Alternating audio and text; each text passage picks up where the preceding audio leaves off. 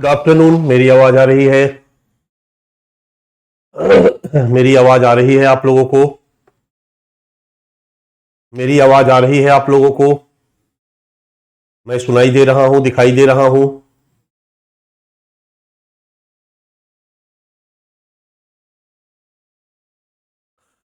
मैं सुनाई दे रहा हूं, दिखाई दे रहा हूं?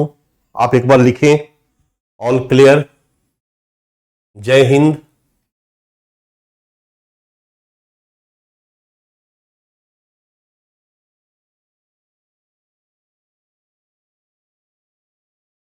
चेक कीजिए एक बार।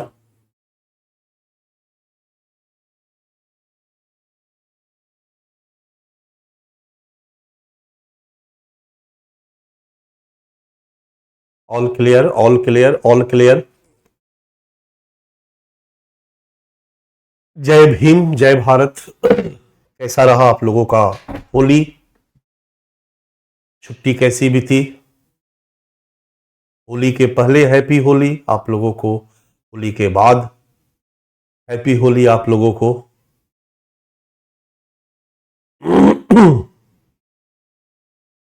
बड़े दिन बाद मिले हैं, बिल्कुल बड़े दिन बाद मिले हैं बच्चा। यहाँ पूरा एक सप्ताह की छुट्टी हो जाती है, दिल्ली में सन्नाटा हो जाता है। तो जब छुट्टी हुई सब जगह, तो मैं भी सोचा मैं निकल लूं। और कल मैं क्लास के लिए आकर बैठा रहा, बट पूरे हमारे मुखर्जी नगर दिल्ली का जो जियो का सर्वर था वो पूरा का पूरा डाउन था। पूरा वेट किया गया, प्रयास किया गया, लेकिन सर्वर, इंटरनेट पूरी तरह से बंद होने के कारण आपका क्लास कैंसिल करना पड़ा। मैं तैयार होके आके स्टूडियो में बैठा हुआ था। ठीक है, चलिए हम लोग का जो क्लास है आज, जो चल रहा था टॉपिक, उसका लास्ट क्लास है थोड़ा सा, तो आज हम उस क्लास को फिनिश करते हैं और फिर हम लोग नए क्लास की शुरुआत नेक्स्ट क्लास से करेंगे, नए टॉपिक की शुरुआत नेक्स्ट क्लास से करेंगे। हम लोग क्लास शुरू करें बच्चा? क्लास शुरू किया जाए।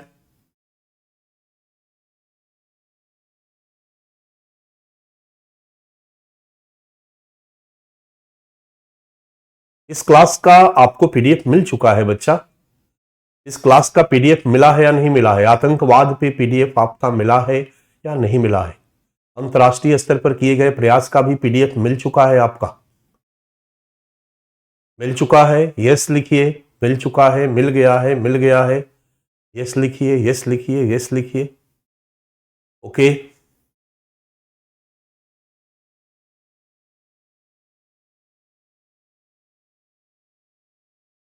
चलिए, ओके, थैंक यू। चलिए क्लास को शुरू करते हैं। याद होगा हम लोग एक टॉपिक पढ़ रहे थे, आतंकवाद, टेररिज्म। आज के डेट में केवल भारत की आंतरिक सुरक्षा के सामने चुनौती नहीं है, बल्कि यह एक वैश्विक चुनौती बना हुआ है। टेररिज्म आज के डेट में ग्लोबल प्रॉब्लम है, एक वैश्विक समस्या है। टेररिज्म का अर्थ हम लोग पढ़ चुके हैं, याद होगा। टेरर को क्रिएट करके वैयक्तिक उद्देश्य नहीं, सामूहिक उद्देश्यों को पूरा करवाने का प्रयास आतंकवाद कहलाता है। इसी अर्थ में हम लोगों ने आतंकवाद को पढ़ा। इसके बाद आतंकवाद के कुछ कैटेगरी हम लोगों ने पढ़ी, कुछ टाइप हम लोगों ने पढ़ा। राष्ट्रवादी आतंकवाद, नेशनलिस्ट टेररिज्म, धार्मिक आतंकवाद, रिलीजियस टेररिज्म, वामपंथी विचारधारा पर आधारित आतंकवाद, वामपंथी आतंकवाद, लेफ्ट विंग टेररिज्म, और एक नशा आतंकवाद के रूप में नया रूप पे भी हम लोगों ने चर्चा की, ड्रग्स टेररिज्म पे भी हम लोगों ने चर्चा की। ये सब आतंकवाद के प्रचलित स्वरूप रहे। अगर हम आतंकवाद के इतिहास की बात करते हैं बच्चा, तो आतंकवाद बहुत पहले से दुनिया में विद्यमान रहा है। दुनिया में बहुत सारे ऐसे तानाशाह हुए, राज्य प्रमुख हुए, जिन्होंने जनता के बीच इतना टेरर क्रिएट किया ताकि जनता उनका विरोध न करे, और जिन्होंने भी सत्ता का विरोध किया, राज सत्ता का विरोध किया, उनको मरवा डाला गया, हत्याएं कर दी गई, यातनाएं दी गई। और दुनिया में अगर देखोगे तो बहुत सारे ऐसे एग्जाम्पल मिलेंगे राजाओं के, तानाशाहों के, जिन्होंने टेरर क्रिएट करके अपने सत्ता को बनाए रखने का प्रयास किया। ये भी टेररिज्म रहा है, यू कैन से राज्य प्रायोजित आतंकवाद। इसके बाद जो आतंकवाद का रूप दिखाई देता है वो राज्य के विरोध में आतंकवाद। दुनिया में बहुत समय तक औपनिवेशिक शासन रहा, अंग्रेजों का रहा, फ्रांसीसियों का रहा, और जहां जहां इनकी औपनिवेशिक शासन स्थापित था वहां पर लोगों ने स्वतंत्रता के लिए लड़ाई लड़ी, आजादी की लड़ाई लड़ी, और कुछ लोगों ने इस स्वतंत्रता को प्राप्त करने के लिए हिंसा का प्रयोग किया।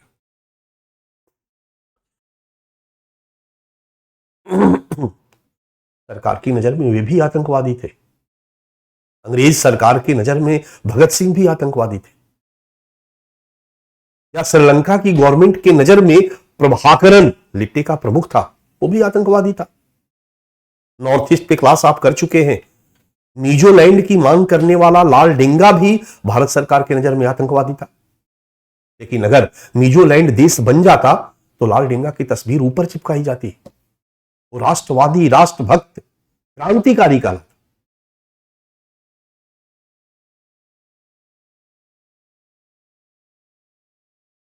तो औपनिवेशिक शासन के विरुद्ध आतंकवाद का उभार दिखाई देता। लेकिन अगर हम विगत 50 वर्षों की बात करें, 60 वर्षों की बात करें, खास करके सेकेंड वर्ल्ड वॉर के बाद जब दुनिया के देश औपनिवेशिक शासन से आजाद हो गए, इस आजाद मुल्क में दुनिया के विभिन्न देशों में आतंकवाद के 3 रूप प्रमुखता दिखाई देते हैं। राष्ट्रवादी आतंकवाद, जहां कोई स्वतंत्र देश है, भले वो डेमोक्रेटिक कंट्री ही क्यों ना हो, उस देश के कुछ क्षेत्र आतंक का सहारा लेकर अपने लिए अलग देश की मांग के लिए लड़ रहे हैं। भारत में ग्रेटर नागालैंड की मांग, खालिस्तान की मांग, आजाद कश्मीर की मांग, ये सभी राष्ट्रवादी आतंकवाद के उदाहरण हैं। दूसरा, लेफ्ट विंग टेररिज्म देखा जा रहा है दुनिया के कई देशों में।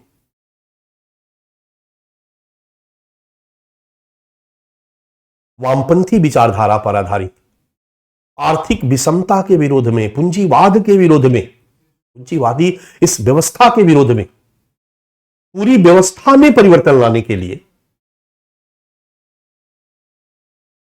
लोगों का संगठन हिंसक तरीके से प्रयास कर रहा है, आतंक को क्रिएट करके प्रयास कर रहा है। यह भी दुनिया के कई देशों में आज देखा जा सकता है। भारत में अगर हम देखें तो जो नक्सलवाद प्रभावित इलाका है, यह लेफ्ट विंग टेररिज्म का उदाहरण है, कह सकते हो। या फिर अगर लैटिन अमेरिकी देशों में चले जाओगे, पेरू में चले जाओगे, ये सब जो देश है वहां पर भी लेफ्ट विंग टेररिज्म दिखाई देता है। इस तरह का आतंकवाद, ये दोनों तरह के आतंकवाद दुनिया के विभिन्न देशों में दिख रहे हैं। कुर्द के लोग आतंक का सहारा लेकर अलग कुर्द लोगों के लिए कुर्दिस्तान की मांग कर रहे हैं। बलूच लोग आतंक का सहारा लेकर एक संप्रभु देश बलूचिस्तान की मांग के लिए पाकिस्तान में लड़ रहे हैं। और बलूच लोगों के बलूचिस्तान में, पाकिस्तान का दक्षिणी पाकिस्तान का इलाका भी है, दक्षिणी पश्चिमी पाकिस्तान, ईरान का थोड़ा एरिया भी है, अफगानिस्तान का एरिया भी है, जहां पर बलूच निवासी रहते हैं। ये लोग अपने लिए एक बलूचिस्तान की मांग करें। राष्ट्रवादी आतंकवाद का उदाहरण हो गया, वामपंथी आतंकवाद का उदाहरण, दोनों मिल गया आपको। और खास करके 80 के दशक के बाद बच्चा, जब रिलीजियस फंडामेंटलिज्म का उभार होता है, मैं आपको बता चुका हूं, ईरान में आपको ले गया था, अयतुल्ला खुमैनी के नेतृत्व में ईरान के रजा शाह का तख्ता पलट हमने करवाया था, याद होगा। और उसके बाद से दुनिया में आतंकवाद का एक नया रूप दिखाई देता है, जिसको हम कहते हैं धार्मिक आतंकवाद, रिलीजियस टेररिज्म। धर्म के प्रति जो कट्टरवादी लोग हैं, धर्म के प्रति जो अंध लगाव रखने वाले लोग हैं, जो अपनी धार्मिक मान्यताओं को दुनिया के सभी धर्मों से श्रेष्ठ मानते हैं, जो अपनी धार्मिक मान्यताओं का जबरदस्ती अनुसरण करवाने पर बल देते हैं, जो अपनी धार्मिक मान्यताओं के अनुरूप पूरी दुनिया को बदलना चाहते हैं, वो आतंक का सहारा लेकर हिंसक तरीके से धार्मिक मान्यताओं के पालन करवाने पर बल देते हैं। इस्लामिक स्टेट, ISIS,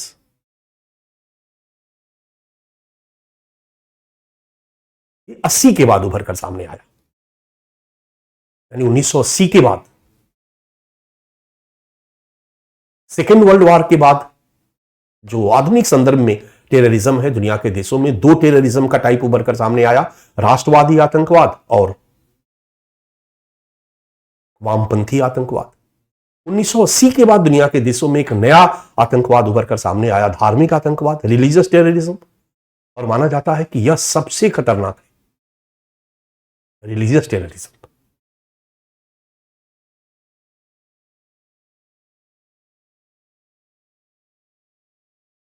और फिर 1990 के बाद एक चौथे प्रकार का टेररिज्म उभर कर सामने आता है, जब आतंकी संगठन अपना फंड जुटाने के लिए तस्करी का काम शुरू करते हैं। हथियारों की तस्करी पहले करते हैं और फिर ड्रग्स की तस्करी शुरू करते हैं।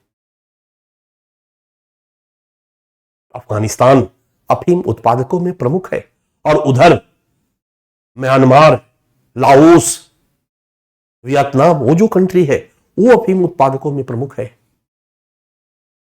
इसके बीच में बसा हुआ जो आतंकवाद है, यहां पर एक नया प्रकार का आतंकवाद उभर कर सामने आया, इसको ड्रग्स टेररिज्म, नशा आतंकवाद। इस तरह से आज के डेट में आतंकवाद के 4 प्रकार अधिक प्रचलित है, और इसमें धार्मिक आतंकवाद सबसे खतरनाक रूप में। 1990 के बाद आतंकवाद को एक वैश्विक समस्या समझा जाने लगा। 1990 के बाद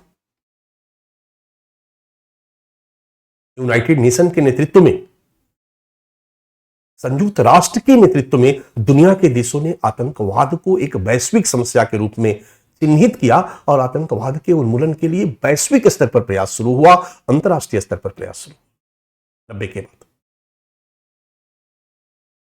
और इसी प्रयास की प्रक्रिया में बच्चा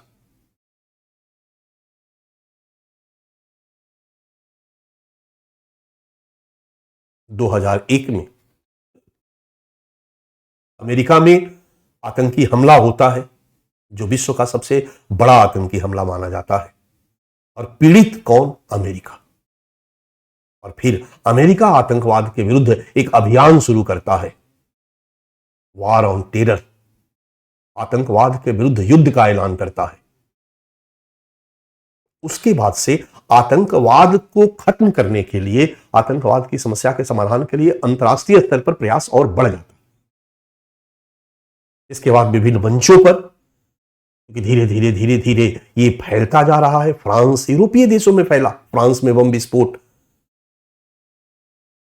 यूरोप के कई देशों में जब टेररिज्म फैलने लगा, धीरे धीरे सबको इस बात का एहसास हुआ, और हर अंतरराष्ट्रीय मंच पर आतंकवाद को एक वैश्विक समस्या के रूप में चिन्हित किया जाने लगा, और आतंकवाद को दूर करने के लिए प्रयास किया जाने लगा। और इन प्रयासों में भारत भी साथ साथ कंधे से कंधा मिलाकर चलता रहा। यह है अंतरराष्ट्रीय स्तर पर आतंकवाद के उन्मूलन हेतु किए गए प्रयास, और भारत में आतंकवाद की समस्या के लिए ये प्रयास भी महत्वपूर्ण है, क्योंकि इन प्रयासों से भी टेररिज्म की समस्या का समाधान हुआ है या कभी आई है। तो इस चैप्टर में हम लोग देखेंगे, 2 चीज हम लोग ध्यान में रखेंगे, वह सभी अंतरराष्ट्रीय स्तर पर किए गए प्रयास जो आतंकवाद को खत्म करने के लिए किया गया है, और उसमें भारत की सहभागिता, और दूसरा भारत का अन्य देशों के साथ वो सभी समझौते, संधियां जिसको हमारी सरकार ने आतंकवाद को खत्म करने के लिए किया है। अगर भारत ने अमेरिका के साथ आतंकवाद के उन्मूलन के लिए कुछ समझौते किए, ये अंतरराष्ट्रीय स्तर पर किए गए प्रयास की कैटेगरी में हमने किया है, वो भारत ने किया, बट भारत ने अकेले नहीं, राष्ट्र के स्तर पर नहीं, अंतरराष्ट्रीय स्तर पर भारत सरकार ने प्रयास किया। तो भारत सरकार के द्वारा किए गए प्रयास अंतरराष्ट्रीय स्तर पर, इसमें अन्य राष्ट्रों की संलग्नता, या फिर यूनाइटेड नेशन के नेतृत्व में किया गया प्रयास, या फिर ब्रिक्स, G20 आदि के नेतृत्व में किया गया प्रयास, ऐसे अंतरराष्ट्रीय संगठनों के नेतृत्व में किया गया प्रयास, सबको हम इस कैटेगरी में रख करके और एक नजर डालेंगे।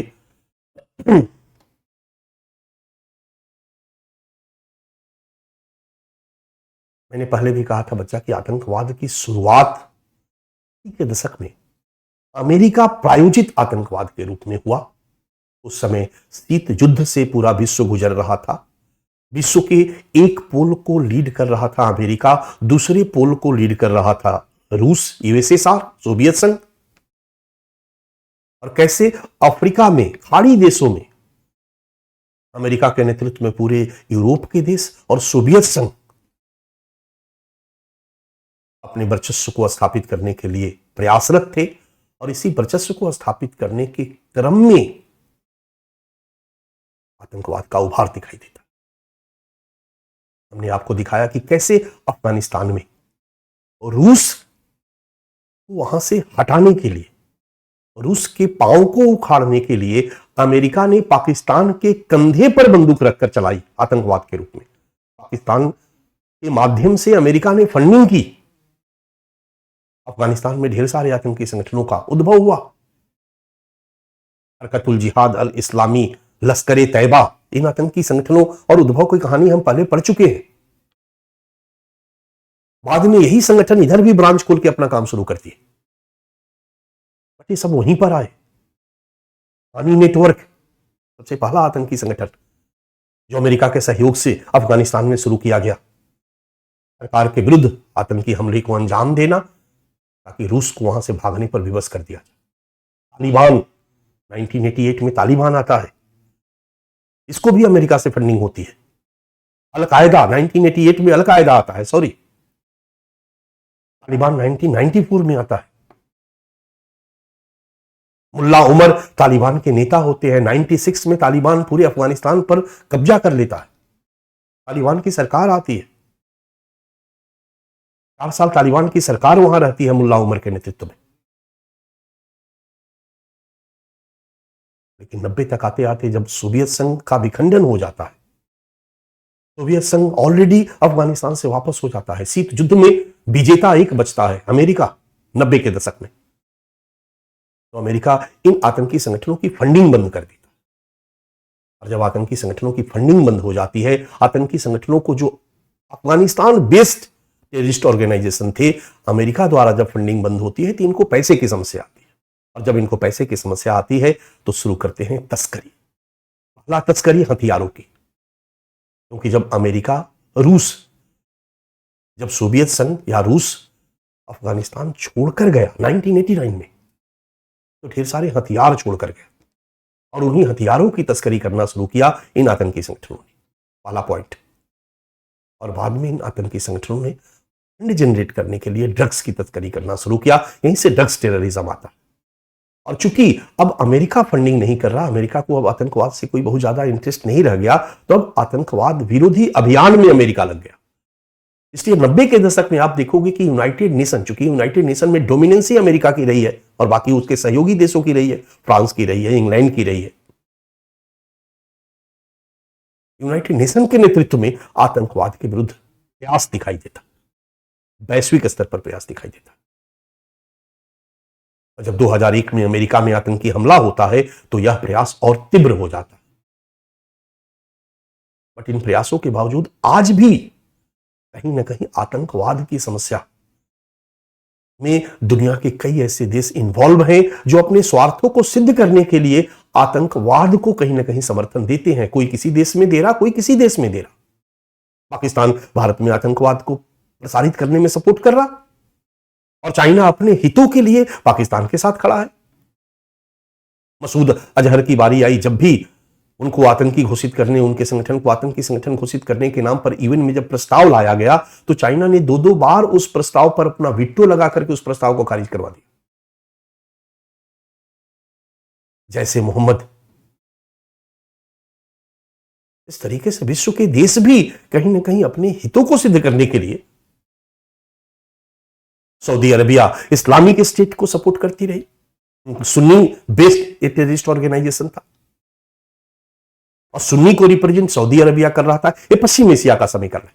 ईरान शिया बेस्ड कंट्री है, तो हिजबुल्लाह को ईरान का समर्थन रहा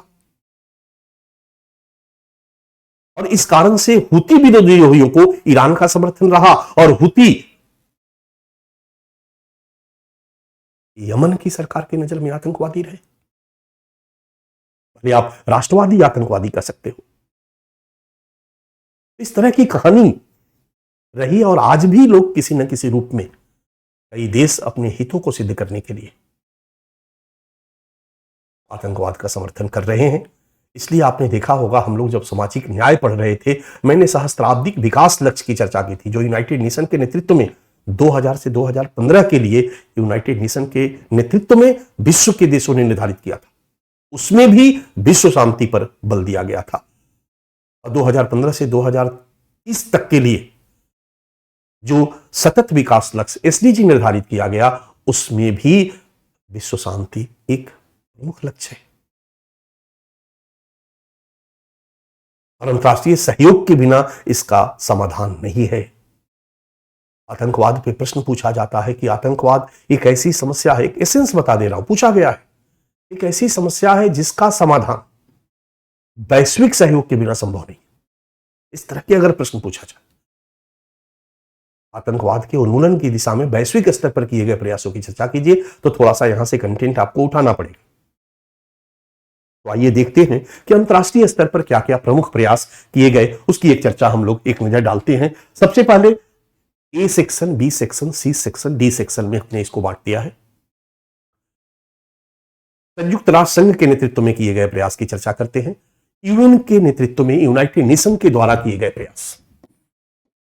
और जब यूनाइटेड नेशन के द्वारा किए गए प्रयास की बात आती है बच्चा, तो सबसे पहले आतंकवाद पर 13 कन्वेंशन यूनाइटेड नेशन के नेतृत्व में पारित किया गया। 13 कन्वेंशन।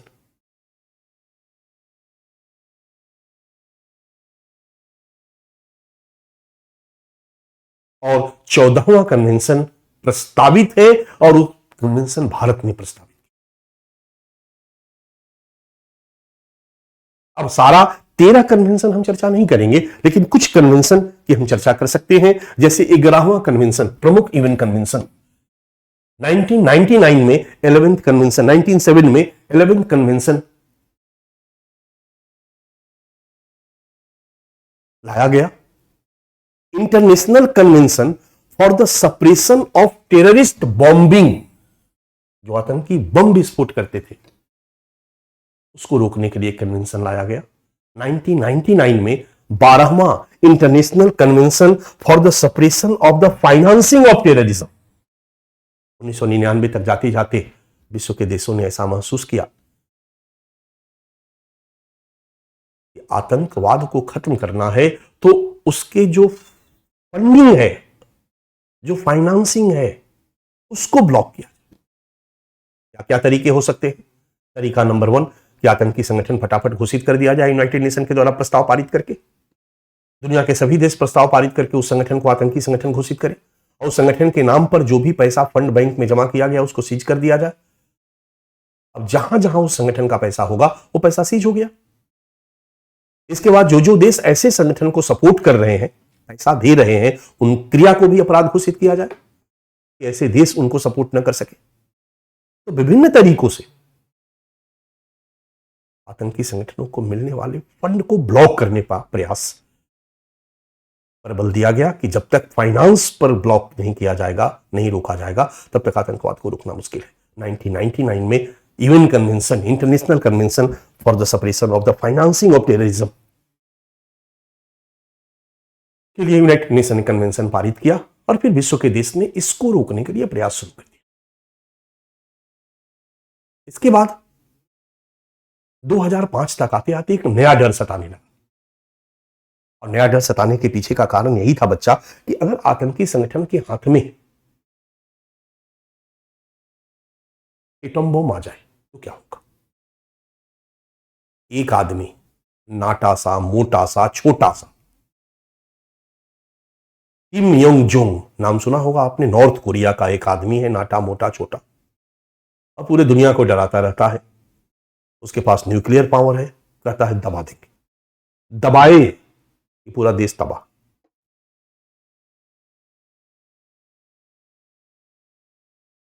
सेकेंड वर्ल्ड वॉर में जापान में जब नागासाकी और हिरोशिमा में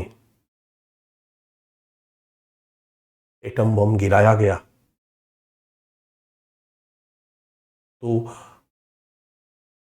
अभी तक उसका प्रभाव है।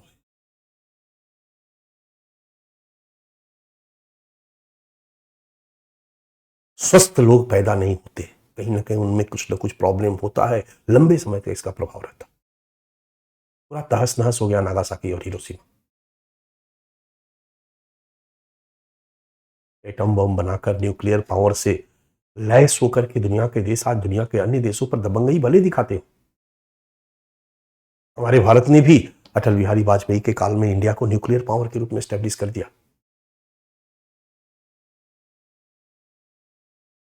ये है कि हम न्यूक्लियर पावर है, हमारे पास है हथियार, लेकिन सच्चाई यही है कि इसको चलाने की हिम्मत किसी में नहीं। दुनिया के सभी देश इस बात से डरते हैं कि भाई सबके पास है, सब दबा देंगे बटन तो पूरा दुनिया तबाह हो जाएगा। दुनिया के देशों को यह चिंता है, लेकिन एक पागल को क्या चिंता है, एक आतंकी को क्या चिंता है। सद्दाम हुसैन मारा गया, अमेरिका ने उसे मार दिया पकड़ के। उस तरह के लोग हैं। उसामा बिन लादेन मार डाला गया।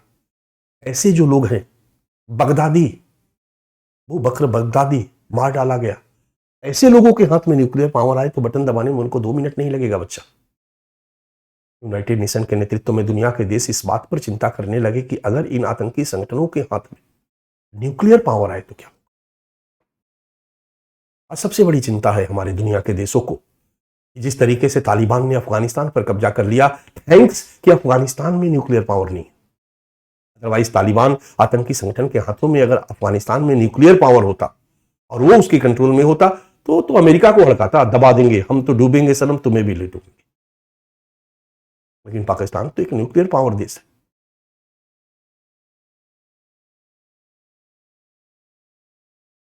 तहरीके तालिबान पाकिस्तान नाम सुना होगा, एक आतंकी संगठन है जो पाकिस्तान में सक्रिय है। टीटीपी, तहरीके तालिबान पाकिस्तान, इस आतंकी संगठन ने ढेर सारे बम विस्फोट पाकिस्तान में किए हैं।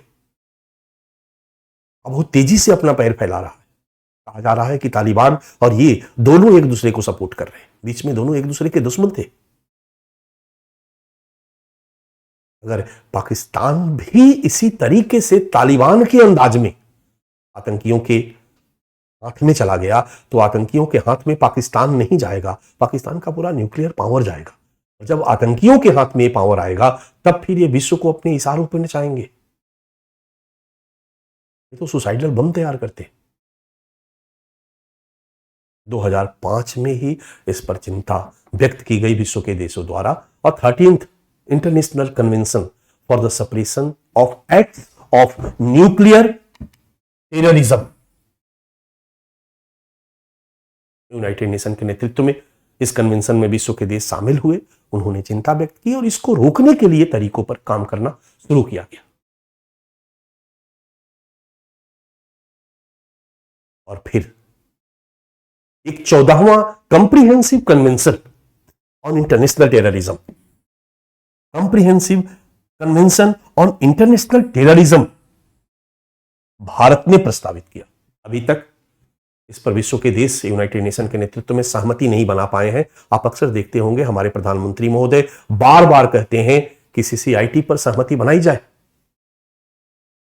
एक कॉम्प्रिहेंसिव कन्वेंशन है ये, केवल टेररिज्म नहीं, इसको इंटरनेशनल टेररिज्म, अंतरराष्ट्रीय आतंकवाद, इसको अंतरराष्ट्रीय समस्या के रूप में देखते हुए विश्व के देश मिलकर इसका प्रयास करें, खात्मा करें। हमारे भारतीय प्रधानमंत्री ने कई मंचों पर गुड टेररिज्म और बैड टेररिज्म पे कमेंट किया, क्योंकि हर देश के लिए जो एक्ट टेररिज्म है दूसरे देश के लिए वो टेररिज्म नहीं है, वो बेचारे हैं।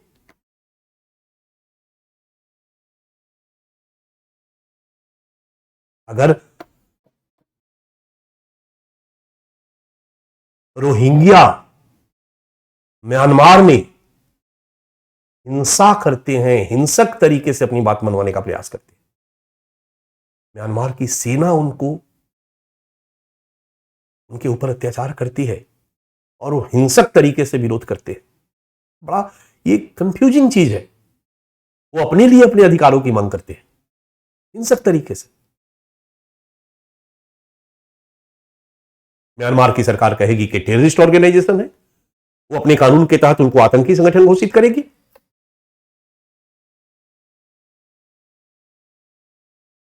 बट उनके पक्ष में कई देश खड़े हो जाएंगे, वो कहेंगे नहीं भाई वो राष्ट्रवादी हैं, बेचारे हैं, मानवाधिकार संगठन कहेगा उन पर अत्याचार हो रहा है, वो अपने अधिकारों के लिए लड़ रहे हैं। अब भारत में ही देखिए, हमारी सरकार की नजर में बब्बर खालसा एक आतंकी संगठन है, जो खालिस्तान की मांग कर रहा। हमने उसे आतंकी संगठन घोषित कर दिया है और हम लोगों ने देखा पिछले क्लास में कि कई इस तरह के संगठनों को आतंकी संगठन हमने घोषित किया, लेकिन वहीं पर कनाडा की नजर में वो आतंकी संगठन नहीं है। यानी टेररिज्म दो भाग में बट गया, गुड टेररिज्म और बैड टेररिज्म। अब गुड टेररिज्म और बैड टेररिज्म का कोई एब्सोल्यूट डिफिनेशन नहीं है। सो इंडिया से भारत ने कहा, हमारी सरकार ने कहा, हमारे प्रधानमंत्री ने कहा कि गुड टेररिज्म और बैड टेररिज्म के बीच अंतर करने की कोई जरूरत नहीं है। टेररिज्म टेररिज्म है और आज एक विश्व की समस्या है। आज पूरी दुनिया इससे प्रताड़ित है, कोई कम तो कोई ज्यादा। अगर मिलकर इसका मुकाबला नहीं किया जाएगा तो ये बहुत बड़ी समस्या को क्रिएट करेगा और यही भारत का टेररिज्म पर स्टैंड है अंतर्राष्ट्रीय मंचों पर।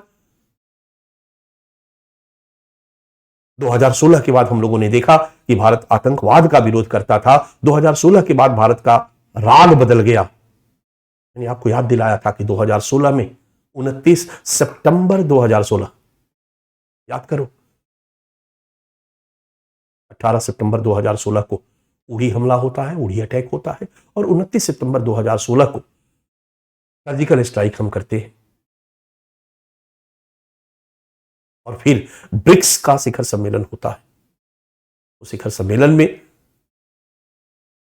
हमारे प्रधानमंत्री पहली बार इस बात पे स्टैंड लेते हैं कि आतंकवाद का खात्मा करना है तो आतंकवाद को समर्थन देने वाले देश को भी टारगेट किया जाए, उसके खिलाफ कार्रवाई की जाए, उसको चिन्हित किया जाए कि कौन देश टेररिज्म को सपोर्ट कर रहा है। सब किसी न किसी को कर रहे। एक लंबे समय तक अमेरिका ने अफगानिस्तान में टेररिज्म को सपोर्ट किया अपने हितों को सिद्ध करने के लिए। कहीं पाकिस्तान कर रहा, भारत ने पाकिस्तान को कटघरे में खड़ा करने का प्रयास किया, लेकिन भारत ने कहा कि हर उस देश को जो प्रत्यक्ष या परोक्ष रूप से आतंकवाद का समर्थन दे रहा है उसको कटघरे में खड़ा किया जाए।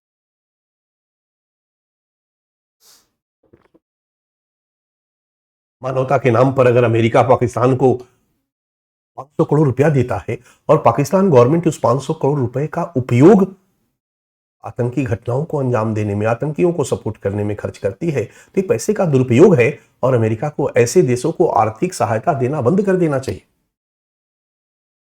एक नैतिक बहस का विषय बना है। एथिक्स का एक इंपॉर्टेंट क्वेश्चन है बच्चा, जो इस बार पूछा गया है आर्थिक सहायता पर।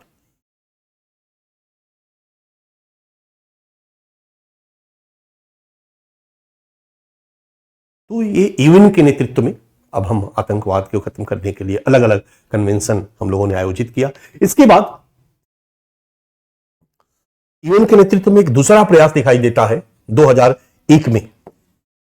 दूसरा प्रयास दिखाई देता है 2001 में।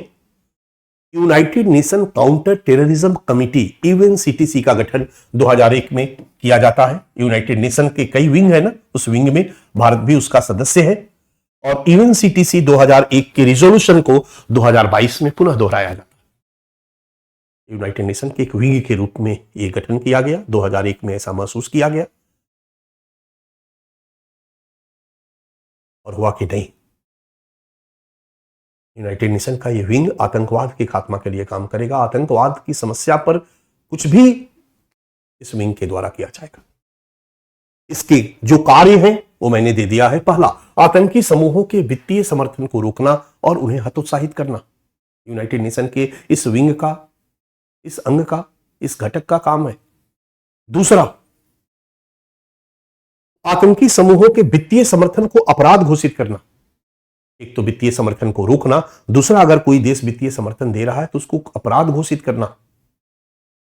तीसरा, आतंकी समूह से संबंधित वित्तीय समर्थन, आतंकी समूह से संबंधित जानकारी बताना और जांच और गिरफ्तारी में दुनिया के देश एक दूसरे का सहयोग करें। जो भी यूनाइटेड नेशन के मंच पर आतंकवाद का खात्मा चाहते हैं वो इसके साथ हो ले, जानकारी बताए, जांच में गिरफ्तारी में वो सहयोग करे एक दूसरे का, और आतंकवाद के उन्मूलन हेतु कठोर कानून का निर्माण करना। यही इनके कार्य है और जो भी सदस्य हैं इसी दिशा में अपने देश में कठोर कानून का निर्माण करके आतंकवाद के खात्मा के लिए प्रयास करते हैं। 29 अक्टूबर 2022 को उसी यूएनसीटीसी द्वारा आतंकवाद पर दिल्ली घोषणा को अपनाया गया। दिल्ली में इसकी बैठक होती है और अक्टूबर 2022 में 28 अक्टूबर 2022 को 29 अक्टूबर 2022 को दिल्ली घोषणा को अपनाया जाता है और इस आतंकवाद पर जीरो टॉलरेंस का आह्वान किया जाता है। जीरो टॉलरेंस आतंकवाद को रोकना है। आतंकवाद पर शून्य सहिष्णुता होनी चाहिए। कोई इसको बर्दाश्त करने का कोई लॉजिक नहीं है। 1% भी इसको नहीं बर्दाश्त किया जाएगा। 18 नवंबर 2022 को आतंकवाद विरोधी वित्त पोषण पर, क्योंकि यूनाइटेड नेशन भी इस बात को समझता है कि फाइनेंसिंग को ब्रेक करना जरूरी है टेररिज्म को यदि खत्म करना है। तो हम लोगों ने देखा 1999 का जो कन्वेंशन है वो इसी पर फोकस था और जो यूएनसीटीसी का कार्य है उसमें भी एक कार्य है कि वित्तीय समर्थन को रोकना। पिछले नवंबर 2022 में आतंकवाद विरोधी वित्त पोषण पर तीसरा सम्मेलन होता है। इस सम्मेलन का नाम ही रख दिया गया है बच्चा, इस सम्मेलन का नाम ही है no money for terrorism. No money for terrorism. पहला सम्मेलन फ्रांस में किया गया था, 2020 में ही होना था इंडिया में, कोविड के कारण नहीं हो पाया। दूसरा ऑस्ट्रेलिया में हुआ, तीसरा बीच में बंद रहा और तीसरा 2022 में किया गया इंडिया में। No money for terror, no money for terror, NMFT। NMFT। अब जरा याद करो, मैंने आपको प्रश्न लिखवाया था, प्रीवियस ईयर क्वेश्चन की चर्चा की थी। अब प्रीवियस ईयर क्वेश्चन में इस पर प्रश्न पूछा गया।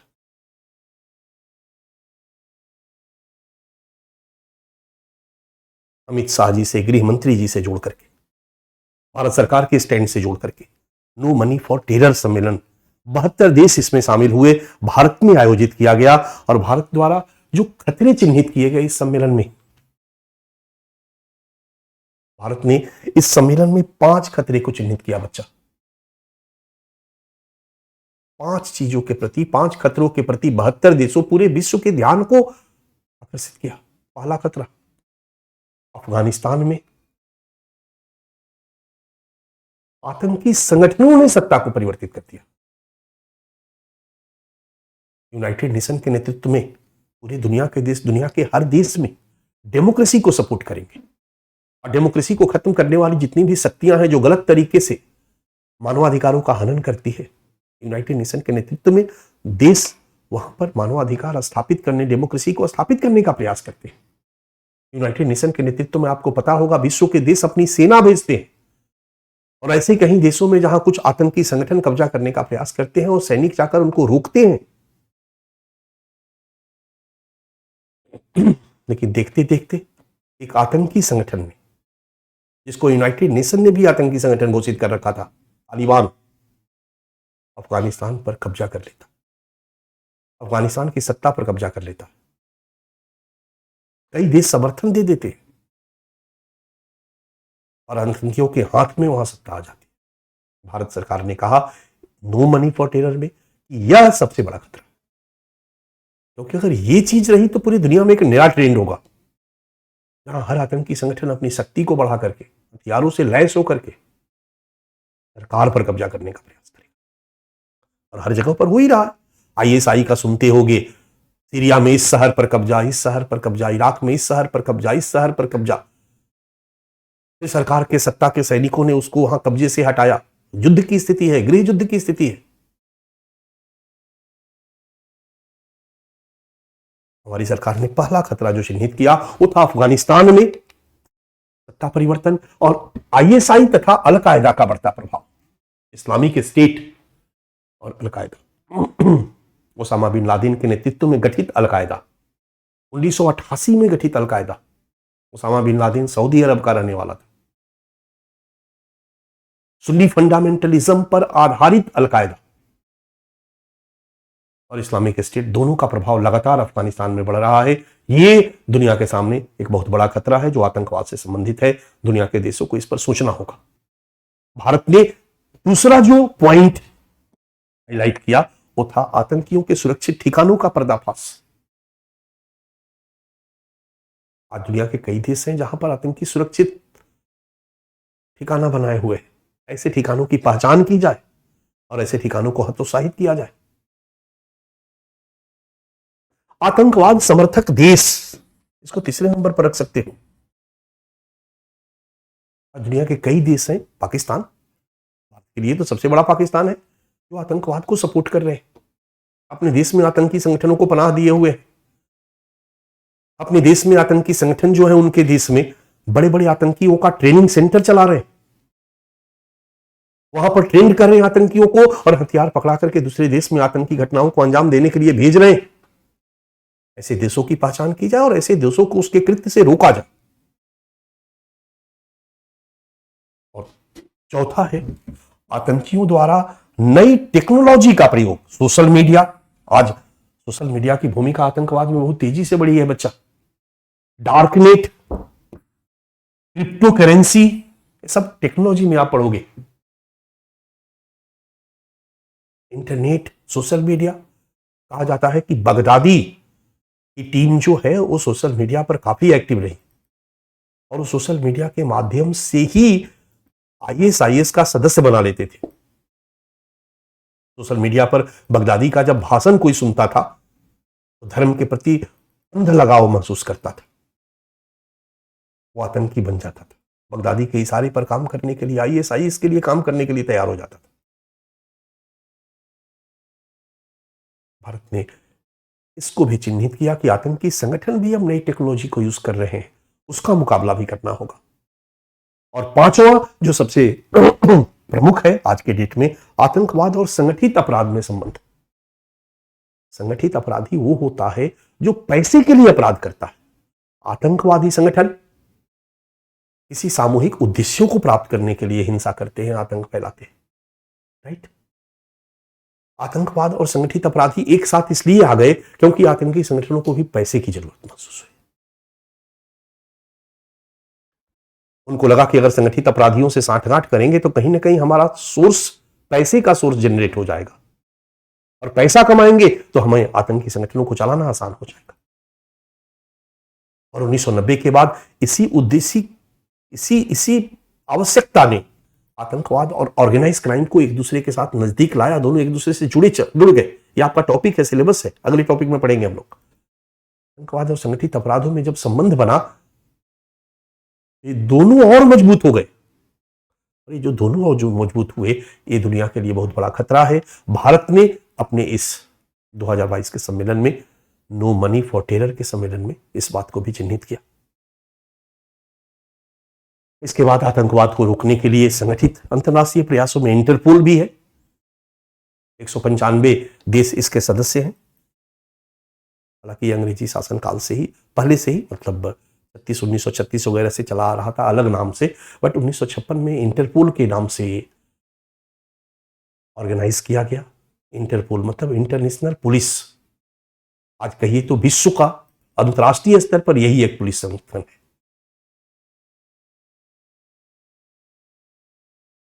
और आज जितने भी अंतर्राष्ट्रीय स्तर पर अपराध है, ये सब इंटरपोल हैंडल करता है। इंडिया में जो सीबीआई है वो इंडिया को रिप्रेजेंट करती है इंटरपोल में। अगर भारत में कोई अपराधी अपराध किया और भाग गया पाकिस्तान में, दाऊद इब्राहिम को अगर हमें लाना है, भारत का अपराधी है,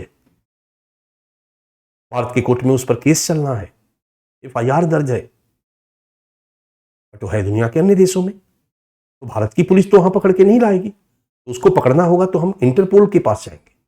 इंटरपोल के पास हम उसके बारे में अपना इंफॉर्मेशन देंगे। इंटरपोल हमारे आरोपों को देखेगी, समझेगी, इसके बाद इंटरपोल एक रेड कॉर्नर नोटिस जारी करेगी। उस नोटिस को कहते हैं रेड कॉर्नर नोटिस, पाकिस्तान को भेजेगी। और जब संतुष्ट हो जाएगी तब पाकिस्तान इंटरपोल को, दाऊद इब्राहिम को इंटरपोल के हवाले करेगा और फिर इंटरपोल भारत के सुपुर्द कर देगी। आज इसी इंटरपोल की मदद से रेड कॉर्नर नोटिस हमने जारी करवाया और भारत के कई अपराधियों को इंग्लैंड से हम ला रहे हैं। इंडिया में सुना होगा आपने, नीरव मोदी, हमारे एक हवाई जहाज के मालिक विजय माल्या, नाम सुना होगा। हमारा भारत का अपराधी अगर दूसरे देश में जाता है तो लाने के लिए दो ही उपाय है, या तो इंटरपोल के माध्यम से हम ले आए उसको, या फिर अगर उस देश के साथ हमारा प्रत्यार्पण संधि है तब फिर हम उसको ले आए। क्योंकि आतंकवाद एक राष्ट्रीय स्तर की समस्या नहीं है बच्चा, एक वैश्विक समस्या है, एक क्रॉस बॉर्डर प्रॉब्लम है। ये केवल एक देश के अंदर के लोग इसमें शामिल नहीं है, दुनिया के अन्य देशों के लोग भी इसमें शामिल हैं। ये सीमा पार अपराध कहलाता है। इसलिए इसका समाधान बिना वैश्विक मंच के संभव नहीं है।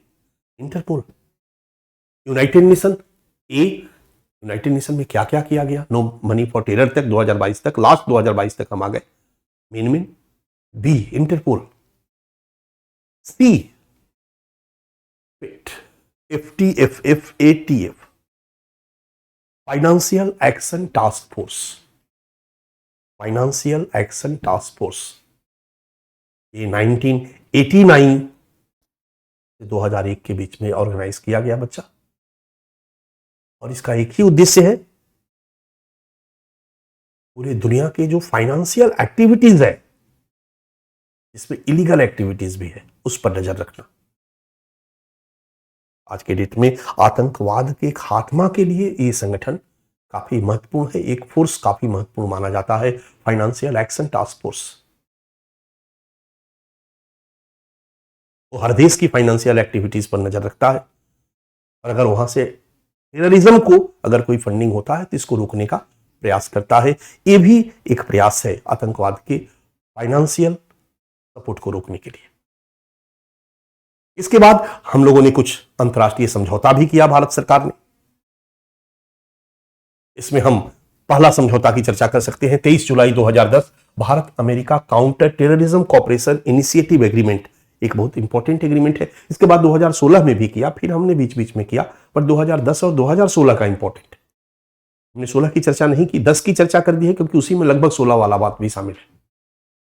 भारत और अमेरिका ने आतंकवाद का खात्मा करने के लिए एक समझौता किया आपस में, उसका नाम ही रखा गया Bharat America counter terrorism cooperation initiative agreement. इसके तहत हम लोगों ने तय किया, भारत और अमेरिका ने, कि दोनों देश मनी लॉन्ड्रिंग, जाली नोट, आतंकी गतिविधियों में वित्तीय सहायता प्रदान करने वाले स्रोतों का पता लगाने और उसे रोकने के लिए संयुक्त प्रयास करेंगे। दोनों देश बम ब्लास्ट की घटना की संयुक्त जांच करेंगे तथा रेल सुरक्षा, साइबर सुरक्षा, सीमा सुरक्षा से संबंधित उपकरणों और तकनीक का आदान प्रदान करेंगे। लेमुआ संधि, कमोकसा, याद करो, हम लोगों ने उस पर डिटेल पढ़ा था। बेका, इन सब संधियों के द्वारा ये एग्रीमेंट और पुष्ट हुआ और मजबूत हुआ। इसके बाद ये हम लोगों ने 2 पॉइंट लिख दिया। अन्य देश इजराइल, रूस, ब्रिटेन, चीन, बांग्लादेश आदि के साथ भी समय समय पर हमने सारा समझौता लिखने की जरूरत नहीं है। समय समय पर हम लोगों ने आतंकवाद का मिलकर मुकाबला करने के लिए समझौता। ये दोनों देश आतंकवाद का संयुक्त रूप से मुकाबला करेंगे, इसके लिए हमने कई संधियां की। इसके अलावा हमारे अंतर्राष्ट्रीय स्तर पर प्रयास है। 41 देशों के साथ भारत का प्रत्यार्पण संधि है बच्चा। मैंने अभी बताया ना कि प्रत्यार्पण संधि का मतलब होता है, इसमें इंटरपोल की मदद नहीं लेनी होती है। जिस देश के साथ भारत का प्रत्यार्पण संधि है, अगर हमारे देश का अपराधी उस देश में भागकर शरण लेता है तो हम उस देश की सरकार को कहेंगे, वो सरकार डॉक्यूमेंट्स मांगेगी, हम अपना FIR की कॉपी वगैरह सारा डॉक्यूमेंट्स उसका सरकार के हवाले करेंगे, और सरकार फिर कन्विंस होगी तो फिर उस अपराधी को पकड़ के सीधे मेरे हवाले कर देगी।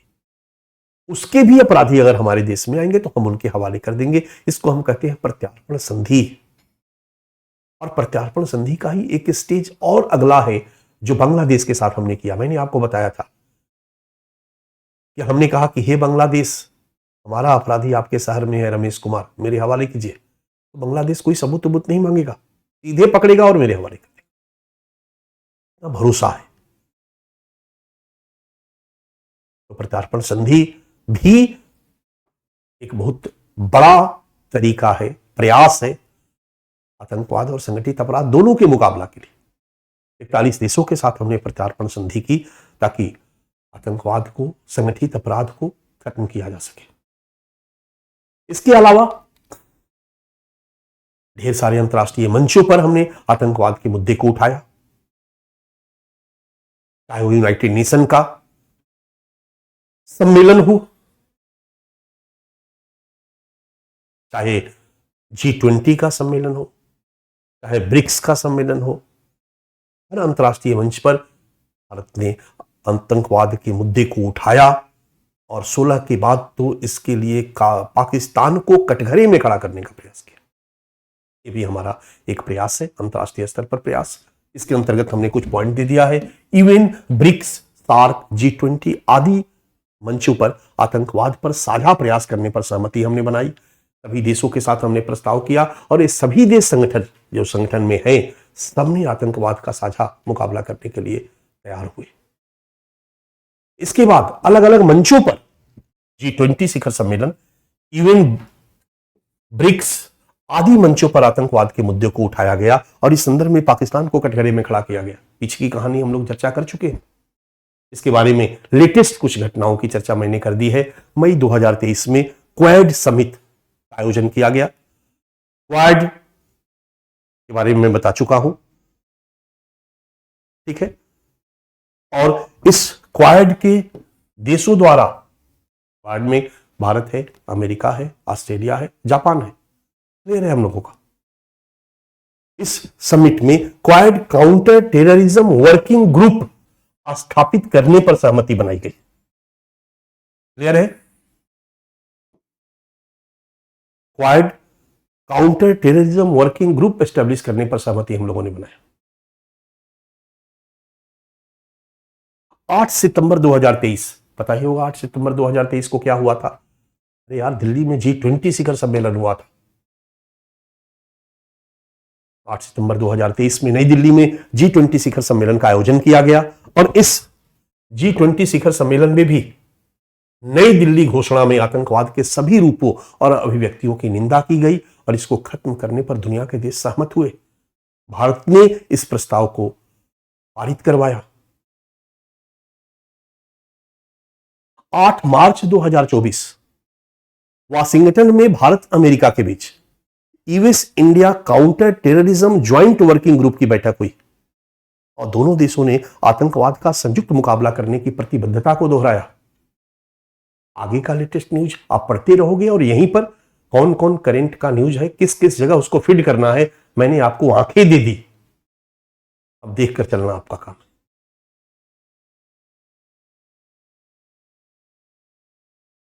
ये राष्ट्रीय स्तर पर प्रयास हो गया, अंतरराष्ट्रीय स्तर पर प्रयास हो गया। अब एक कैटेगरी हमने बना दी है अन्य प्रयास। भारत ने आतंकवाद के खात्मा के लिए कुछ अन्य प्रयास भी किए।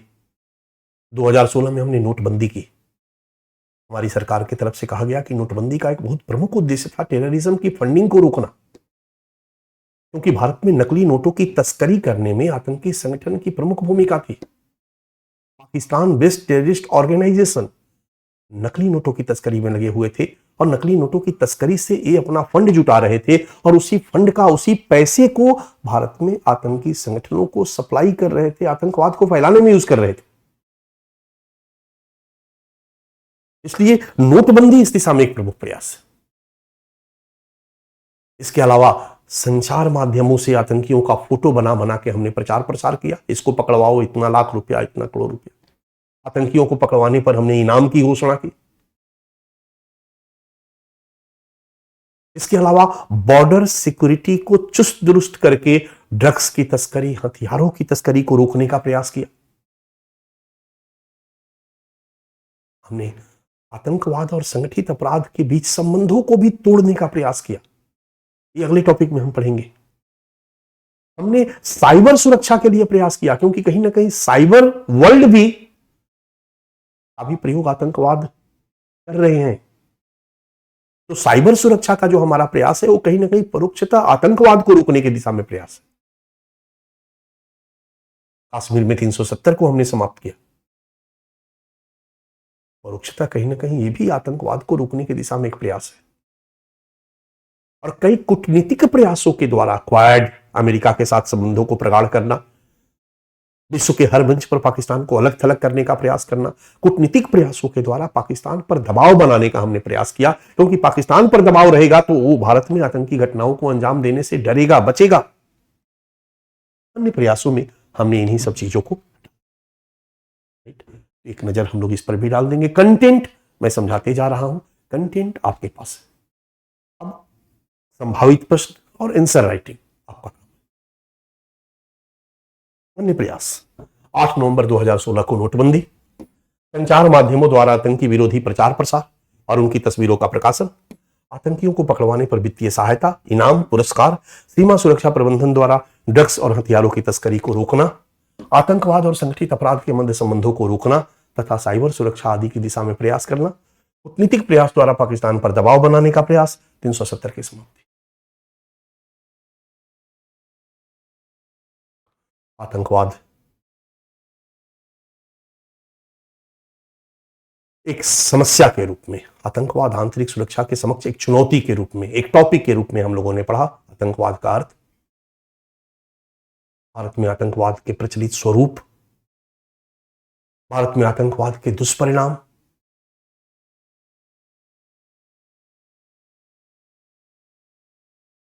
उसी में प्रमुख आतंकी घटनाओं, संगठन, सबकी चर्चा करी हमने।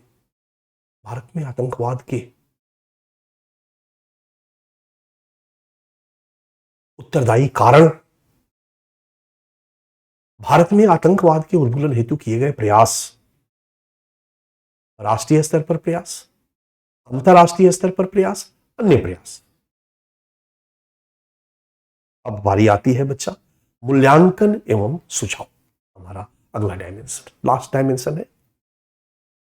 मूल्यांकन में हम क्या लिखते हैं?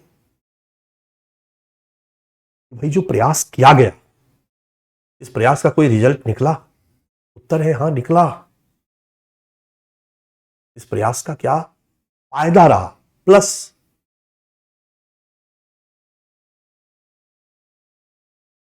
मूल्यांकन का पहला पार्ट है उपलब्धियां और दूसरा पार्ट है कमियां।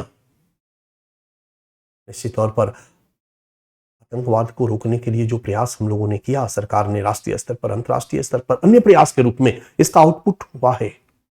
अगर हम कश्मीर में देखें, पंजाब में देखें, नॉर्थ ईस्ट में देखें, पूरे भारत में देखें तो आतंकवाद में कमी आई है, पहले की तुलना में आतंकी घटनाएं कम हुई है। मैंने आपको नक्शे में दिखाया था 2007-8 तक 200-150 लोग मारे जा रहे थे, अब तो 2, 4, 5, 6 यही मारे जा रहे हैं आतंकी हमले में। कमी आई है। कुछ घटनाओं की जिक्र कर देंगे, कुछ आंकड़ों की जिक्र कर देंगे जिसके आधार पर दिखा सके कि आतंकवाद में कमी। मूल्यांकन का दूसरा पार्ट होगा, अभी भी अपेक्षित लक्ष्य से दूर है, यानी आतंकवाद पूरी तरह से खत्म नहीं हुआ है, आज भी एक भारत की समस्या, विश्व की समस्या के रूप में बना हुआ है। कैसे बना हुआ है भाई, कैसे कहेंगे? तो इसलिए बना हुआ है क्योंकि आज भी आतंकी हमले हो रहे, आज भी आतंकी घटनाओं को अंजाम दिया जा रहा।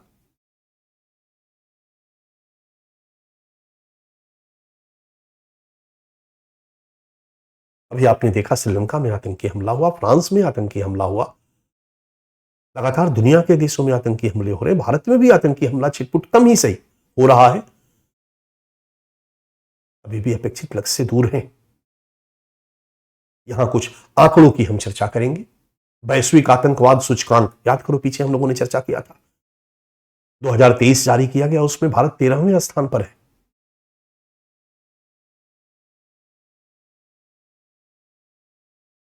दो 2015 में हम 6 नंबर पर थे बच्चा,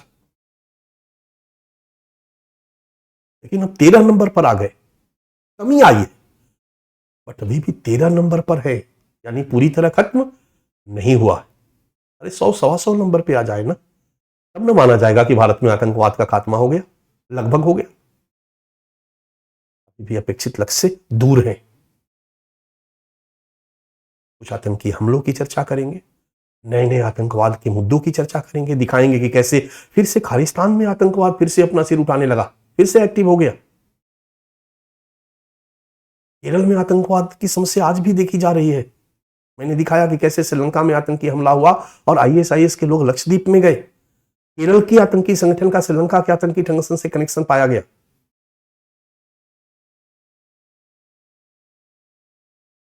अभी भी अपेक्षित लक्ष्य से दूर है। और तब तीसरा डायमेंशन निकल करके आएगा, सुझाव।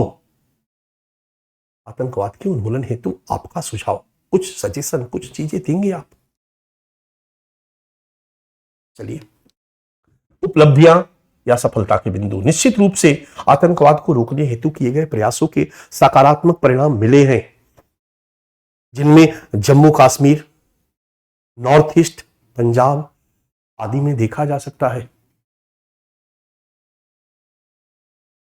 2018 में 228 आतंकी घटनाएं, जबकि 2022 में घटकर के 125 हो गई।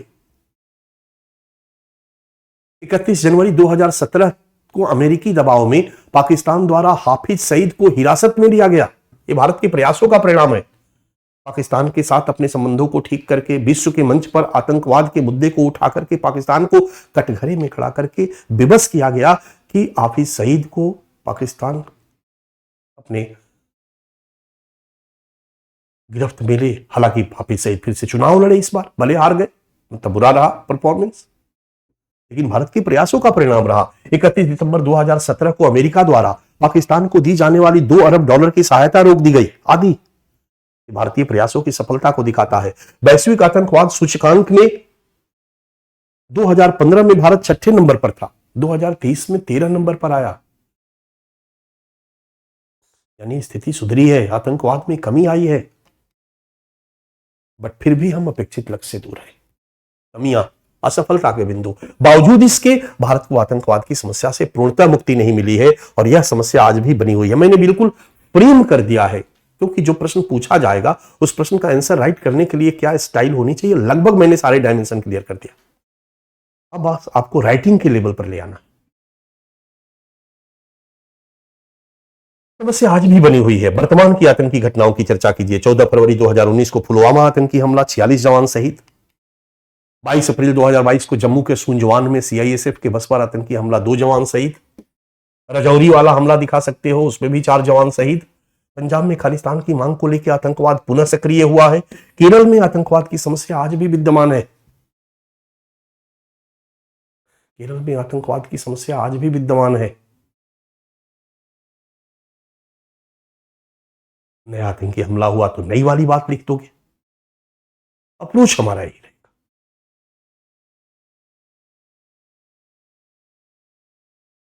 यानी आतंकवाद अभी भी बना हुआ है, इसलिए जरूरत है कुछ सुझावों पर अमल करने की। इसलिए जरूरत है कुछ सुझावों पर अमल करने की। क्या सुझाव दोगे भाई? हम सुझावों को 2-3 स्तरों पर बांट सकते हैं। कुछ कानून, न्याय आदि के स्तर पर बड़ा कानून बनाया जाए, एकदम स्पेशलाइज्ड फोर्स तैयार किया जाए, आदि आदि। हालांकि किया है हमने। आतंकी घटनाओं की जांच के लिए अलग से हमने एक जांच एजेंसी बनाई, एनआईए।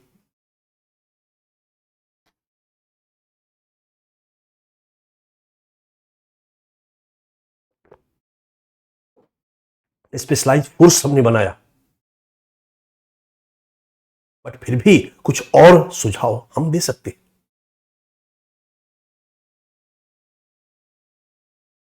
इन सुझावों में क्या क्या है हम देख सकते हैं। पहला, कड़े कानून, कानून एवं न्याय व्यवस्था के स्तर पर सुझाव। कड़े कानून का निर्माण और सुरक्षा बलों को तर्कसंगत स्वायत्ता दी। आपसपा निश्चित तौर पर सुरक्षा बलों को स्वायत्ता प्रदान करता है। आपसपा पर यूपीएससी ने सवाल पूछा है, लेकिन आपसपा को अधिक स्वायत्ता दी गई, जिसके कारण वह इस स्वायत्ता का दुरुपयोग भी करने लगा। बाद में एक बहुत बड़ा मुद्दा बना, सुप्रीम कोर्ट ने इसमें हस्तक्षेप किया, आपसपा के कुछ अधिकारों को कम किया गया। तो हमने क्या लिख दिया? हमने लिख दिया कि स्वायत्ता दी जाए ऐसे संगठनों को, सुरक्षा बलों को, बट तर्कसंगत स्वायत्ता दी जाए। माने ऐसा स्वायत्ता न दी जाए जिससे कि उस स्वायत्ता का दुरुपयोग करने लगे। एक तर्कसंगत स्वायत्ता दी जाए, क्योंकि जब तक फोर्स को फ्रीडम नहीं दिया जाएगा तब तक आतंकी घटनाओं को रोकना कठिन होगा। बड़े कानून का निर्माण हो और सुरक्षा बलों को तर्कसंगत स्वायत्ता दी जाए। एनसीटीसी पर शीघ्र सहमति कायम हो। एनसीटीसी एक लाइन हमने दे दिया है बच्चा। हमारी सरकार ने एक अलग से संगठन बनाने का निर्णय लिया था, हालांकि बाद में ये नहीं बन पाया, विरोध हुआ। कारण था कि जिस तरीके से एनआईए के पास अधिकार है एफआईआर दर्ज करने का, जांच करने का, उसी तरीके से जिस तरीके से सीबीआई को ढेर सारी स्वायत्ता और स्वतंत्र जांच का अधिकार था, उसी तरीके से एनसीटीसी को अधिकार दिया गया था। ये किसी भी राज्य में घुसकर आतंकी घटनाओं की जांच, उस पर कार्रवाई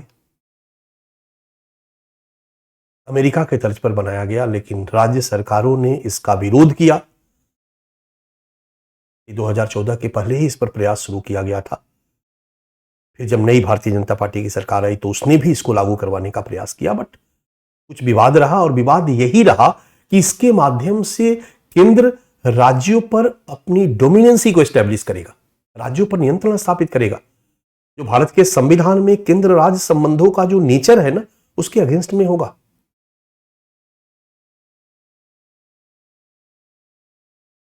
एक बहुत बड़ा मुद्दा बहुत पहले से रहा है बच्चा, सीबीआई के स्वायत्ता का मुद्दा, आपसपा के स्वायत्ता का मुद्दा। आपसपा पर यूपीएससी ने इसी को केंद्र में रखकर के यूपीएससी ने प्रश्न पूछा है। सीबीआई की स्वायत्ता का मुद्दा चर्चा में रहा, केंद्र सरकार पर आरोप लगाया गया। सुप्रीम कोर्ट तक ने कह दिया कि सीबीआई पिंजड़े में बंद तोता है, केंद्र सरकार जो बोलती है वही बोलता। तब लंबी बहस छिड़ी कि सीबीआई को केंद्र से अधिक स्वायत्ता प्रदान की जाए, यानी सीबीआई को अधिक से अधिक तटस्थ बनाया जाए। ये सत्ता वाली सरकार के पास नहीं रहनी, तो सरकार सीबीआई को अपने विरोधियों को दबाने के लिए यूज करेगी। कमिंग ईयर में एक प्रश्न ईडी की तरफ से बनने वाला है बच्चा, क्योंकि ये चर्चा शुरू हो गई है। आपने देखा किस तरीके से ईडी के द्वारा दिल्ली के मुख्यमंत्री को गिरफ्तार किया गया, झारखंड के मुख्यमंत्री को गिरफ्तार किया गया। आरोप लगाए जा रहे हैं कि ईडी को सत्ताधारी जो पार्टी है वो मिसयूज कर रही है, अपने हितों को सिद्ध करने के लिए उसको यूज कर रही है, हथियार के रूप में यूज किया जा रहा है। और ईडी पर पूरा कंट्रोल सरकार का होता है। ये वित्त मंत्रालय के अधीन गठित एजेंसी है, और ईडी का जो धारा 11 है वो आज के डेट में सबसे ज्यादा डिस्प्यूटेड है, क्योंकि उसी में सारे अधिकार ईडी को दे दिए गए। ये आरोप लगने लगा है, ये प्रश्न उठने लगा है कि ईडी के अधिकारों को की कटौती की जाए, ईडी को एक भ्रष्टाचार जांच एजेंसी के रूप में रखा जाए, लॉ इन्फोर्समेंट एजेंसी के रूप में ईडी को रखा जाए, लेकिन इसको तटस्थ बनाया जाए। जैसे ईडी के अधिकारियों की नियुक्ति विपक्ष के नेता, प्रधानमंत्री, राष्ट्रपति, सुप्रीम कोर्ट के जज, 5-6 लोगों का पैनल मिलकर करे, ताकि तटस्थ लोग आए, वो किसी के लिए काम न करे, आदि आदि आदि आदि। कहने का मतलब है कि ईडी को अधिक से अधिक तटस्थ बनाया जाए, स्वायत्त संस्था बनाया जाए, वो सरकार के इशारे पे काम नहीं करे। जो सही है सही करे, गलत है गलत करे, गलत से बचे, सही करे, गलत को रोके। आरोप लगाया जा रहा है कि ये तो सरकार के इशारे पर काम करती है। आने वाले समय में ईडी यूपीएससी के लिए एक इंपॉर्टेंट टॉपिक होगा, क्योंकि अभी मामला सुप्रीम कोर्ट में जाएगा ईडी के इस कार्यप्रणाली पर। ऑलरेडी आपसपा पर प्रश्न पूछा जा चुका है, सीबीआई पर प्रश्न पूछा जा चुका है, क्योंकि आपका एक टॉपिक है ना बच्चा, विभिन्न सुरक्षा बल एजेंसियां में सीबीआई, ईडी, एनआईए, ये सभी एजेंसियां आ जाएगी, एंड देयर मैंडेट, आंतरिक सुरक्षा से जुड़े हुए कानून, कानून में आप सपा ऊपा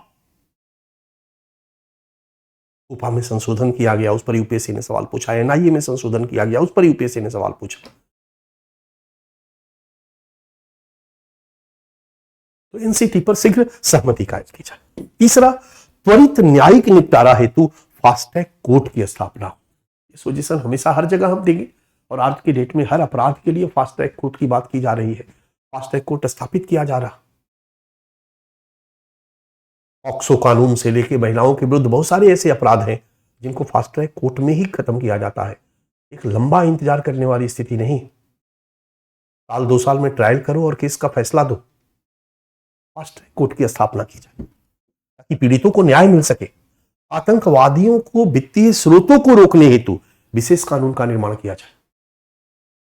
ये सजेशन हम हमेशा देते रहेंगे क्योंकि आज पूरा विश्व, यूनाइटेड नेशन भी इस बात पर एग्री है। 1999 का कन्वेंशन देखो, आतंकवाद को रोकने के लिए जो फंडिंग है उसको रोकने के लिए उसकी फाइनेंसिंग को ब्रेक करना जरूरी है।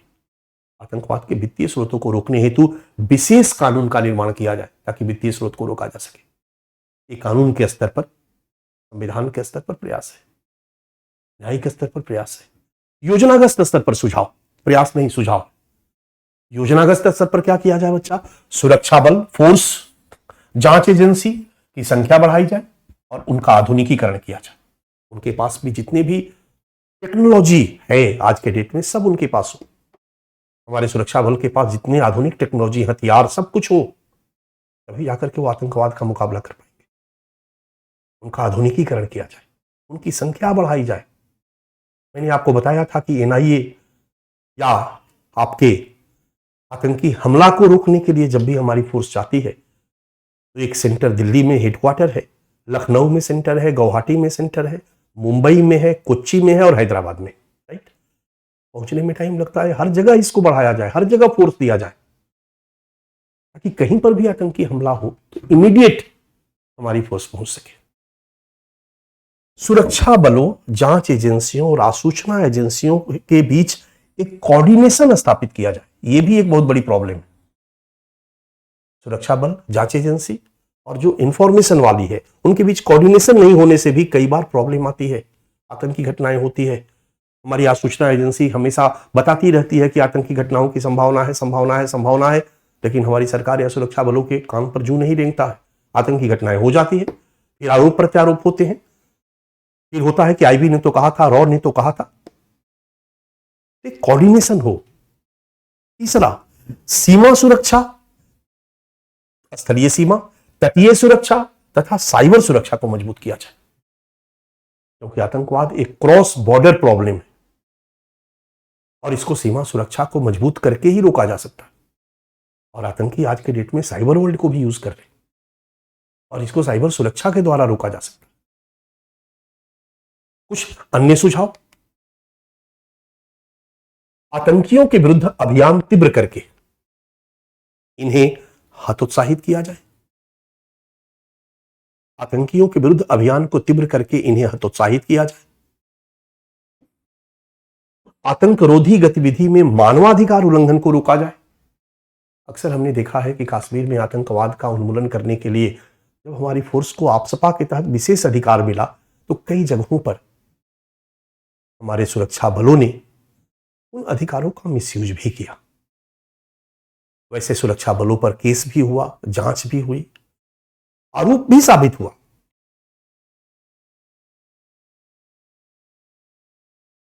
उसी तरह से पंजाब में सुरक्षा बलों को जब विशेष अधिकार मिला तो उन्होंने भी पूरा घमासान मचा। हालांकि उनके इस सख्त कार्रवाई से आतंकवाद में कमी आई, लेकिन जब सख्त कार्रवाई होती है बच्चा तो कुछ निर्दोष जाने भी जाती है। लेकिन जिनके निर्दोष लोग मारे जाते हैं ना सुरक्षा बलों के हाथों में, उनके मन में एक आग लगती है सरकार के विरुद्ध, सुरक्षा बलों के विरुद्ध। और वही आग को में पेट्रोल कौन डालता है? पाकिस्तान। आओ हथियार लो, बदला लो जाकर के भारत से। समझ में आ रहा? तो कहीं ना कहीं आतंकवाद को और बढ़ने देने से रोकना है तो सुरक्षा बलों का जो भी कृत्य है उनमें मानवाधिकार उल्लंघन जो हो रहा है उसको रोका जाए ताकि नए आतंकी पैदा न हो। एक सुझाव हम लोगों ने दिया है, ये चर्चा का विषय रहा है। अंतरराष्ट्रीय मंच पर इस मुद्दे पर वैश्विक समन्वय को स्थापित किया आज के डेट में सबसे बड़ी प्रॉब्लम है, क्योंकि आज भी आतंकवाद पर मंच पे तो लोग बोल देते हैं कि एकदम मिलकर मुकाबला करेंगे, लेकिन हर मंच से बाहर जाने के बाद हर देश का अपना इंटरेस्ट है, वो अपने इंटरेस्ट को ध्यान में रखकर, केंद्र में रखकर के काम करता है। और जब तक वास्तव में कोऑर्डिनेशन नहीं होगा विश्व के देशों का, तब तक वैश्विक समस्या के रूप में या भारत की समस्या के रूप में आतंकवाद का खात्मा नहीं हो सकता। एक तीसरा सुझाव हम देंगे ही देंगे। चौथे स्तर पर हम देंगे पड़ोसी देशों के साथ हमारे संबंध अच्छे हों, क्योंकि भारत में ज्यादातर हमारे पाकिस्तान प्रायोजित आतंकवाद है। अगर पाकिस्तान के साथ हमारे संबंध अच्छे हो गए तो ऑटोमेटिक हमारे यहां आतंकवाद रुक जाएगा। बांग्लादेश के साथ संबंध अगर खराब और हो गए तो बांग्लादेश प्रायोजित आतंकवाद आने लगेगा। ये सारी चीजें भी है जो आतंकवाद को रोकने में कारगर हो सकती है। इस तरीके से आतंकवाद के उन्मूलन हेतु सुझाव भी हम लोगों ने कर लिया। लगभग टेररिज्म के सारे डायमेंशन को हम लोगों ने कर लिया है बच्चा। नेक्स्ट टॉपिक हमारा होगा आतंकवाद और संगठित अपराध के बीच लिंकेज। आतंकवाद हमने पढ़ लिया, संगठित अपराध थोड़ा सा मैं समझा दूंगा, संगठित अपराध के कुछ अलग टॉपिक बना करके मैं पढ़ा दूंगा, फिर लिंकेज पे चर्चा कर लूंगा कल के क्लास में, नेक्स्ट क्लास में। तो आपकी समस्या लगभग यहां पर ये टॉपिक हमारा एक कवर हो जाएगा। मैं उम्मीद करता हूं कि 2 क्लास में संगठित अपराध और आतंकवाद के बीच लिंकेज हम लोग खत्म कर देंगे, और फिर 2 क्लास नक्सलिज्म के लिए रखेंगे, वामपंथी उग्रवाद के लिए रखेंगे। डन। हमारे पास अभी समय है, लगभग 45 मिनट का समय है हमारे पास। 20 मिनट का हम संभावित प्रश्नों पर चर्चा कर सकते हैं। एक नजर डालते हैं कि आतंकवाद से कितने तरह के प्रश्न पूछे गए हैं या कितने तरह के प्रश्न पूछे जा सकते हैं बच्चा। ठीक है, चलिए कुछ प्रश्नों को नजर डालते हैं, बस एक आइडिया लेने के लिए। पहला क्वेश्चन है आपके सामने, भारत में आतंकवाद आंतरिक सुरक्षा की एक प्रमुख चुनौती के रूप में उभरा है। इस कथन को सविस्तार प्रतिपादित कीजिए और इस समस्या के समाधान हेतु उपाय बताइए। सबसे पहले जब भी हम प्रश्न को पढ़ते हैं तो प्रश्न की डिमांड को आइडेंटिफाई करने का प्रयास करते हैं कि इस प्रश्न की मांग क्या है। इस प्रश्न की मांग क्या है? पहला पार्ट क्या है? भारत में आतंकवाद आंतरिक सुरक्षा की एक प्रमुख चुनौती के रूप में उभरा है। इस कथन को सविस्तार प्रतिपादित कीजिए।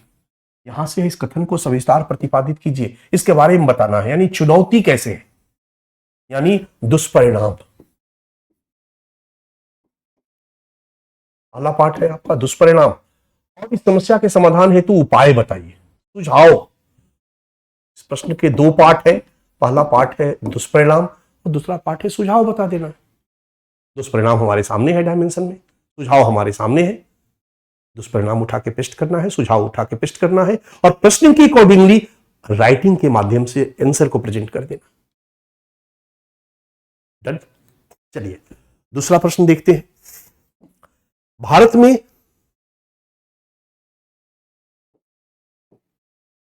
आतंकवाद के कारणों की चर्चा कीजिए। कारण है हमारे पास, पहला डायमेंशन कारण हमारे पास हो जाएगा। कारणों की चर्चा कीजिए, इसके उन्मूलन हेतु क्या प्रयास किए गए हैं। प्रयास, भारत में आतंकवाद की समस्या का क्या कारण है और भारत में आतंकवाद के उन्मूलन हेतु क्या प्रयास किए गए हैं। राष्ट्रीय प्रयास, अंतर्राष्ट्रीय स्तर पर प्रयास और अन्य प्रयास।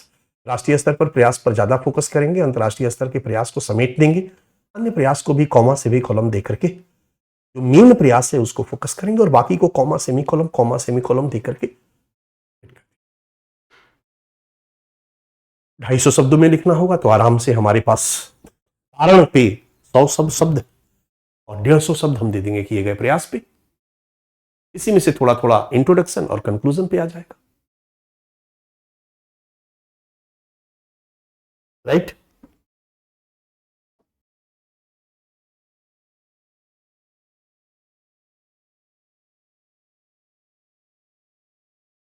अगला क्वेश्चन, आपके विचार में आतंकवाद की क्या कारण है। प्रश्न कह रहा है कि आपके अनुसार एज ए स्टूडेंट बताइए आतंकवाद के क्या कारण। भारत में आतंकवाद के खतरे से निपटने के लिए उपयुक्त उपाय सुझाए। एक डायमेंशन है कारण और दूसरा डायमेंशन है सुझाव। सीधा है, आतंकवाद के क्या कारण है, उपयुक्त उपाय सुझाइए। से निपटने के लिए क्या सुझाव देंगे आप। डन, चलिए।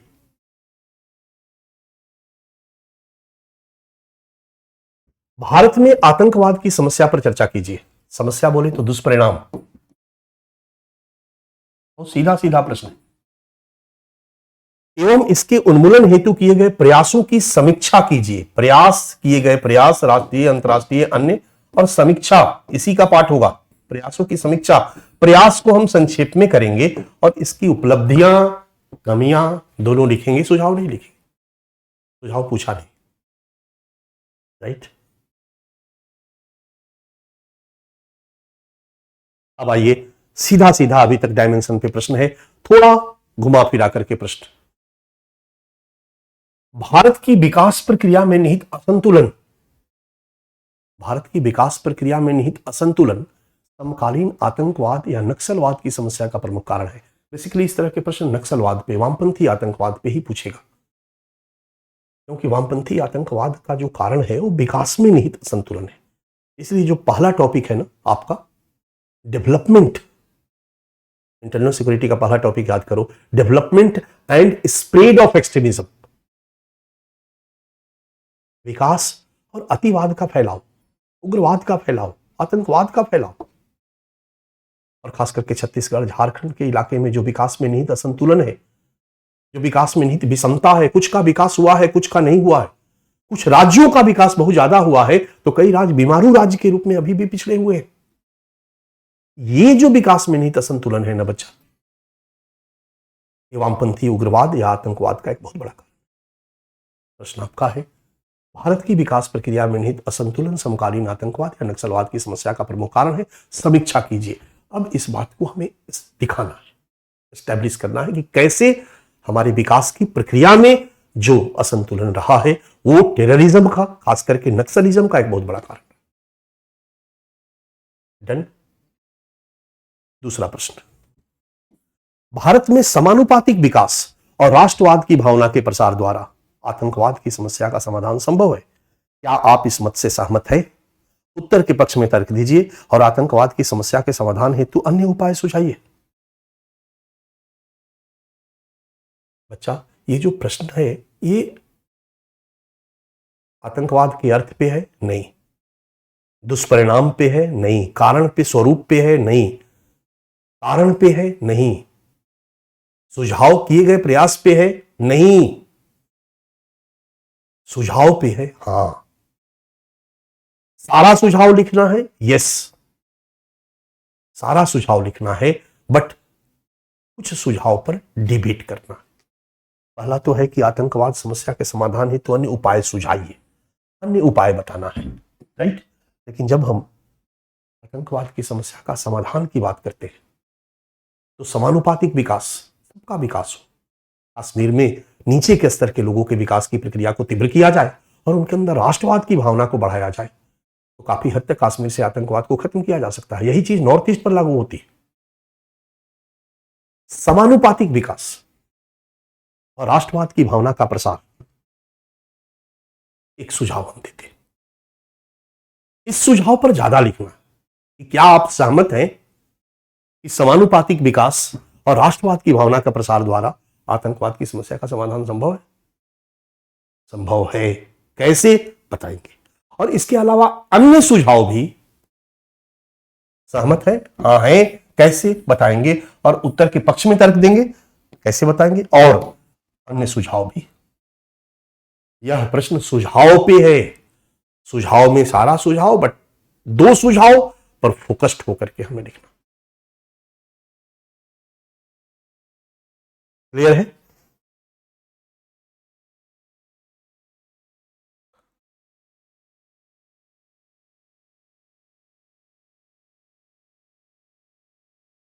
भारत में आतंकवाद, देखो प्रश्न का नेचर, भारत में आतंकवाद भारतीय भूमि पर उत्पन्न और बाह्य राज्य कारकों द्वारा, आपका टॉपिक है एक्सटर्नल स्टेट एक्टर्स और non state actors, second topic आपका यही है।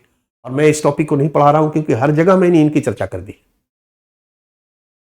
प्रश्न है, देखो, भारत में आतंकवाद भारतीय भूमि पर उत्पन्न और बाह्य राज्य कारकों द्वारा सिंचित वह वृक्ष है जिसका खात्मा अंतर्राष्ट्रीय सहयोग के बिना संभव नहीं है।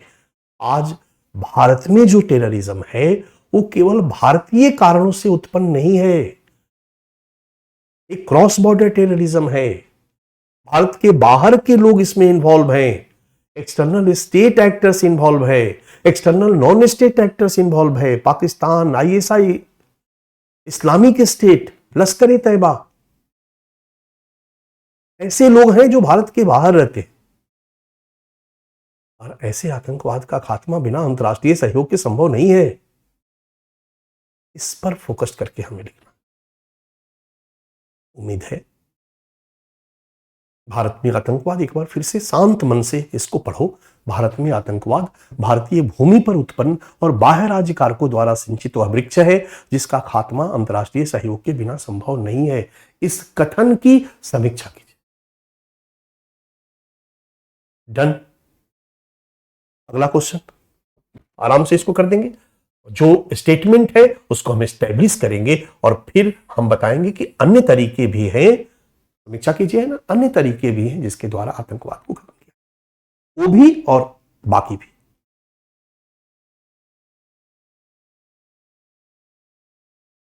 डन। अगला, आतंकवाद के विरोध में जनमत का निर्माण एवं जन सहभागिता में वृद्धि के द्वारा ही भारत में आतंकवाद के उन्मूलन को संभव बनाया जा सकता है। इस कथन से आप कहां तक सहमत हैं? उत्तर के पक्ष में तर्क दीजिए। सुझाव से है, सुझाव से प्रश्न है कि अगर आतंकवाद का खात्मा करना है तो वहां के लोगों का, याद करो कश्मीर पर प्रश्न पूछा जा चुका है, यही सेम क्वेश्चन है। वहां की आम जनता यदि आतंकवाद के, आतंकियों के संगठनों के पक्ष में रहेगी तब तो आतंकवाद को खत्म करना बड़ा कठिन होगा। आतंकियों के फेवर में आकर, उनकी बातों से प्रभावित होकर के भारत सरकार के विरोध में काम करेगी, आतंकियों को प्रश्रय देगी। लेकिन आतंकवाद के प्रति अगर जनता विरोधी हो गई, अगर वहां की जनता को लगने लगा कि नहीं, इस आतंकी संगठनों के कारण हमारा विकास अवरुद्ध हो रहा, हमारा पर्यटन अवरुद्ध हो रहा, यदि आतंकवाद के विरोध में जनमत का निर्माण हो गया, पहला लाइन नहीं है, आतंकवाद के विरोध में जनमत का निर्माण हो गया, आतंकवाद के विरोध में जन सहभागिता बढ़ गई, आम जनता ने आतंकवाद के विरोध में काम करना शुरू किया। किसी भी गांव में अगर आतंकी घुसे, किसी के घर में जाके रात को रुके, गांव का ही व्यक्ति फोन कर देगा सुरक्षा बलों को कि यहां पर आतंकी आके रुके हैं और आराम से आतंकी पकड़े जाएंगे। बट गांव का व्यक्ति क्यों करेगा सुरक्षा बलों को फोन? वो तभी करेगा जब उसको लगे कि आतंकवाद विकास के मार्ग में बाधा है, ये आतंकी संगठन बुरे हैं, इनका खात्मा होना चाहिए, इनके खात्मा में हमें सहयोग करना चाहिए। आतंकवाद के विरोध में जनमत का निर्माण, जनमत का निर्माण और जन सहभागिता में वृद्धि के द्वारा ही भारत में आतंकवाद के उन्मूलन को संभव बनाया जा सकता है। इस कथन से आप कहां तक सहमत हैं? पूरी तरह सहमत है।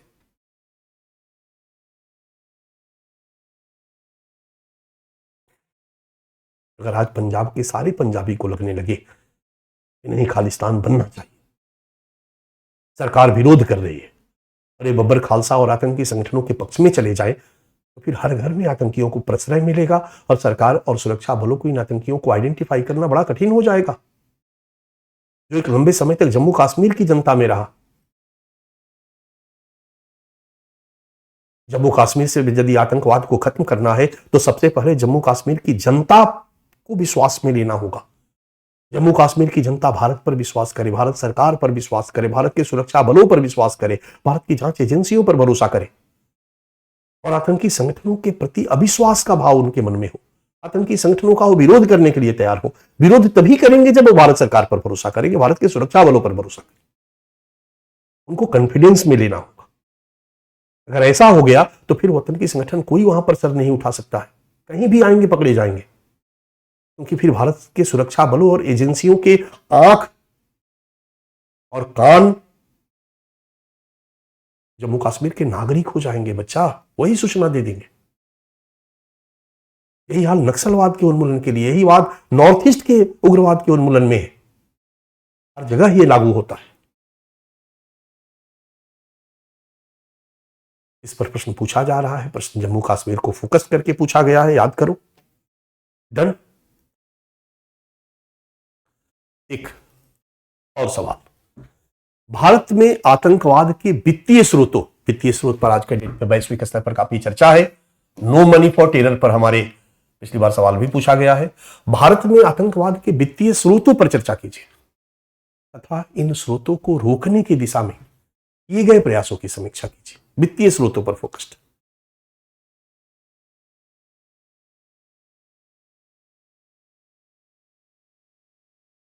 जब हम किसी आतंकी संगठन को उपा के तहत आतंकी घोषित करते हैं, आतंकी संगठन घोषित करते हैं, उनके अकाउंट्स को सीज कर लिया जाता है, उनकी सारी प्रॉपर्टी को सीज कर लिया जाता है। ये वित्तीय स्रोत को रोकने की दिशा में किए गए प्रयास है। वैश्विक स्तर पर हमने संधियां की है और आतंकवाद की फंडिंग को अपराध घोषित किया है। यूनाइटेड नेशन के नेतृत्व में यूएनसीटीसी, वित्तीय समर्थन देना अपराध की श्रेणी में, उनको आइडेंटिफाई करना, उनके खिलाफ कानून बनाना। नो मनी फॉर टेरर का लगातार हमने तीसरा सम्मेलन भारत में आयोजित किया। समझ में आ रहा? सारे प्रयासों की चर्चा। इसके अलावा संगठित अपराध के साथ उनके लिंकेज को तोड़ने के लिए प्रयास, जो अगले टॉपिक में हम पढ़ेंगे, वो भी यहां लिखेंगे हम, क्योंकि संगठित अपराध से आतंकवाद का जब लिंकेज हुआ तो आतंकवाद को पैसा मिलने लगा। उस पैसे को, क्योंकि संगठित अपराध के साथ वो तस्करी करने लगे, हथियारों की तस्करी, ड्रग्स की तस्करी, ह्यूमन ट्रैफिकिंग, इसे पैसा आने लगा। तो लिंकेज टूटेगा तो इनका पैसा टूटेगा। तो आपको यहां स्मार्टली देखना होगा। इस तरह के प्रश्नों का उत्तर हम हर जगह कंटेंट में दिए रहेंगे। अब आप वहां से कैसे उठा करके इसको एक जगह आंसर के लेवल पर लाते, क्योंकि हमने कुछ भी छोड़ा नहीं। हाल के दिनों में ये नया वाला घटना पर मैंने एक क्वेश्चन बना दिया है, इसको आप ध्यान में रखिएगा। क्वेश्चन घुमा फिरा के चाहे किसी भी रूप में पूछा जाए, बट ये टॉपिक चर्चा का विषय है और इस पर प्रश्न बनेगा। हाल के दिनों में पंजाब में आतंकवाद का विस्तार दृष्टिगत हुआ है। हाल के दिनों में पंजाब में आतंकवाद का विस्तार दृष्टिगत हुआ है। इस विस्तार में एक्सटर्नल स्टेट एक्टर्स, कनाडा देख रहे हो, कई अंतरराष्ट्रीय स्तर पर संगठन बने हुए, कनाडा में, यूके में, यूएस में रह करके वो खालिस्तान की मांग कर रहे हैं। इस विस्तार में एक्सटर्नल स्टेट एक्टर्स एवं नॉन स्टेट एक्टर्स की भूमिका की समीक्षा कीजिए। अंतरराष्ट्रीय या भारत से बाहर के देशों में रहने वाले खालिस्तान समर्थक संगठन, जिसको कि भारत ने आतंकी संगठन घोषित किया है, और इन संगठनों को प्रश्रय देने वाले देश की भूमिका, खास करके कनाडा चर्चा में रहा है। इसी के कारण भारत कनाडा का संबंध खराब हुआ है। एक्सटर्नल स्टेट एक्टर्स और नॉन स्टेट एक्टर्स की भूमिका की समीक्षा कीजिए। कुछ इस तरह की जब अंतरराष्ट्रीय घटनाएं करंट अफेयर्स के रूप में घटित होती है बच्चा, तो कहीं ना कहीं उससे कनेक्ट करके हमारे टॉपिक में जहां जहां प्रश्न बनने की संभावना है, प्रश्न बना दिया जाता है। भारत और कनाडा के बीच संबंध खराब हुए हैं, तो संबंधों पर आईआर में भी प्रश्न पूछा जा सकता है, यहां पर भी प्रश्न पूछा जा सकता है। यहां का संदर्भ अलग होगा और आईआर का संदर्भ अलग।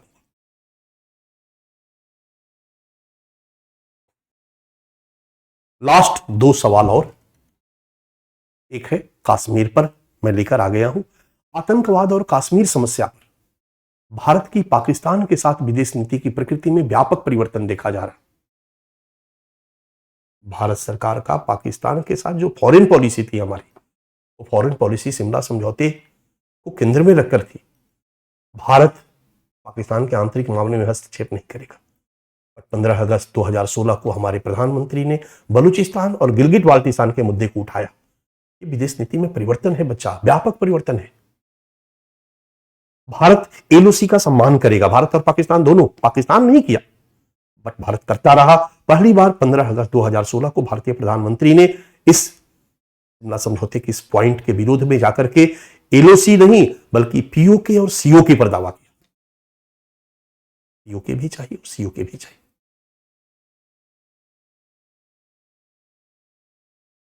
आतंकवाद और कश्मीर समस्या पर भारत की पाकिस्तान के साथ जो फॉरेन पॉलिसी थी, उसके नेचर में व्यापक परिवर्तन देखा जा रहा है। परिवर्तन ही है। पहले हमारी सरकार डिफेंसिव खेलती थी, अब ऑफेंसिव है हमारी सरकार।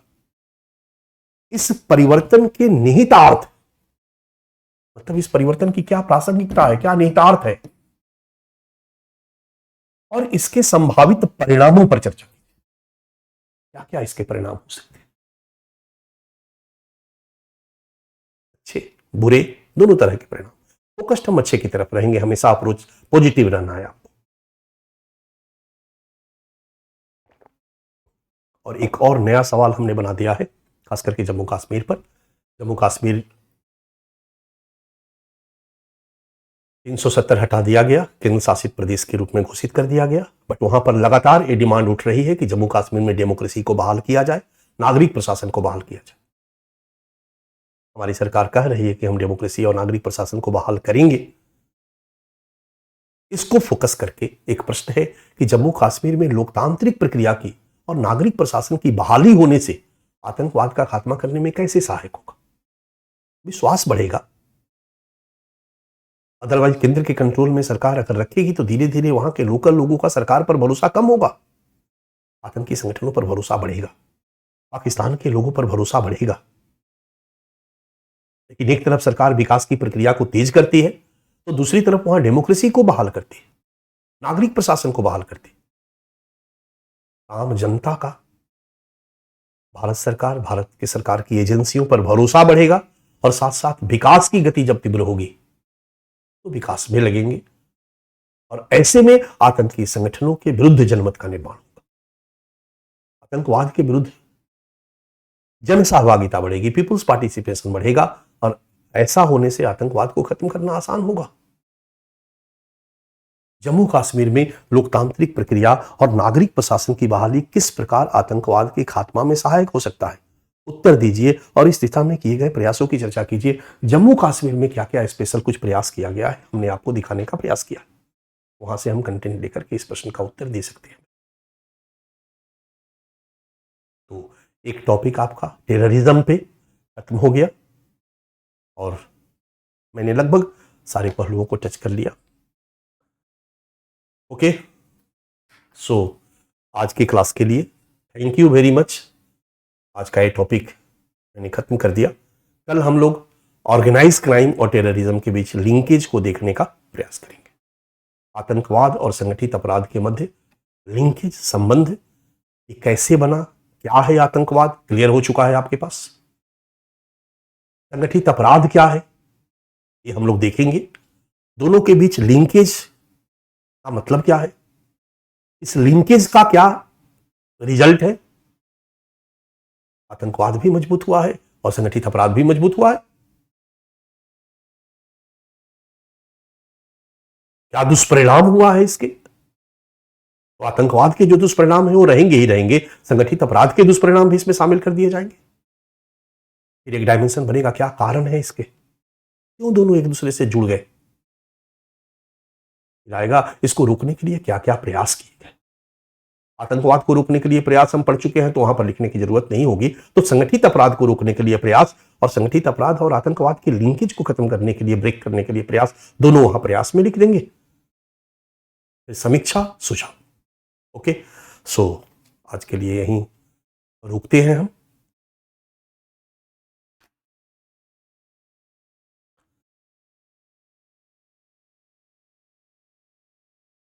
ठीक है बच्चा, हम लोग कल मिलते हैं नेक्स्ट क्लास में और नए टॉपिक के साथ। तो thank you, thank you, thank you.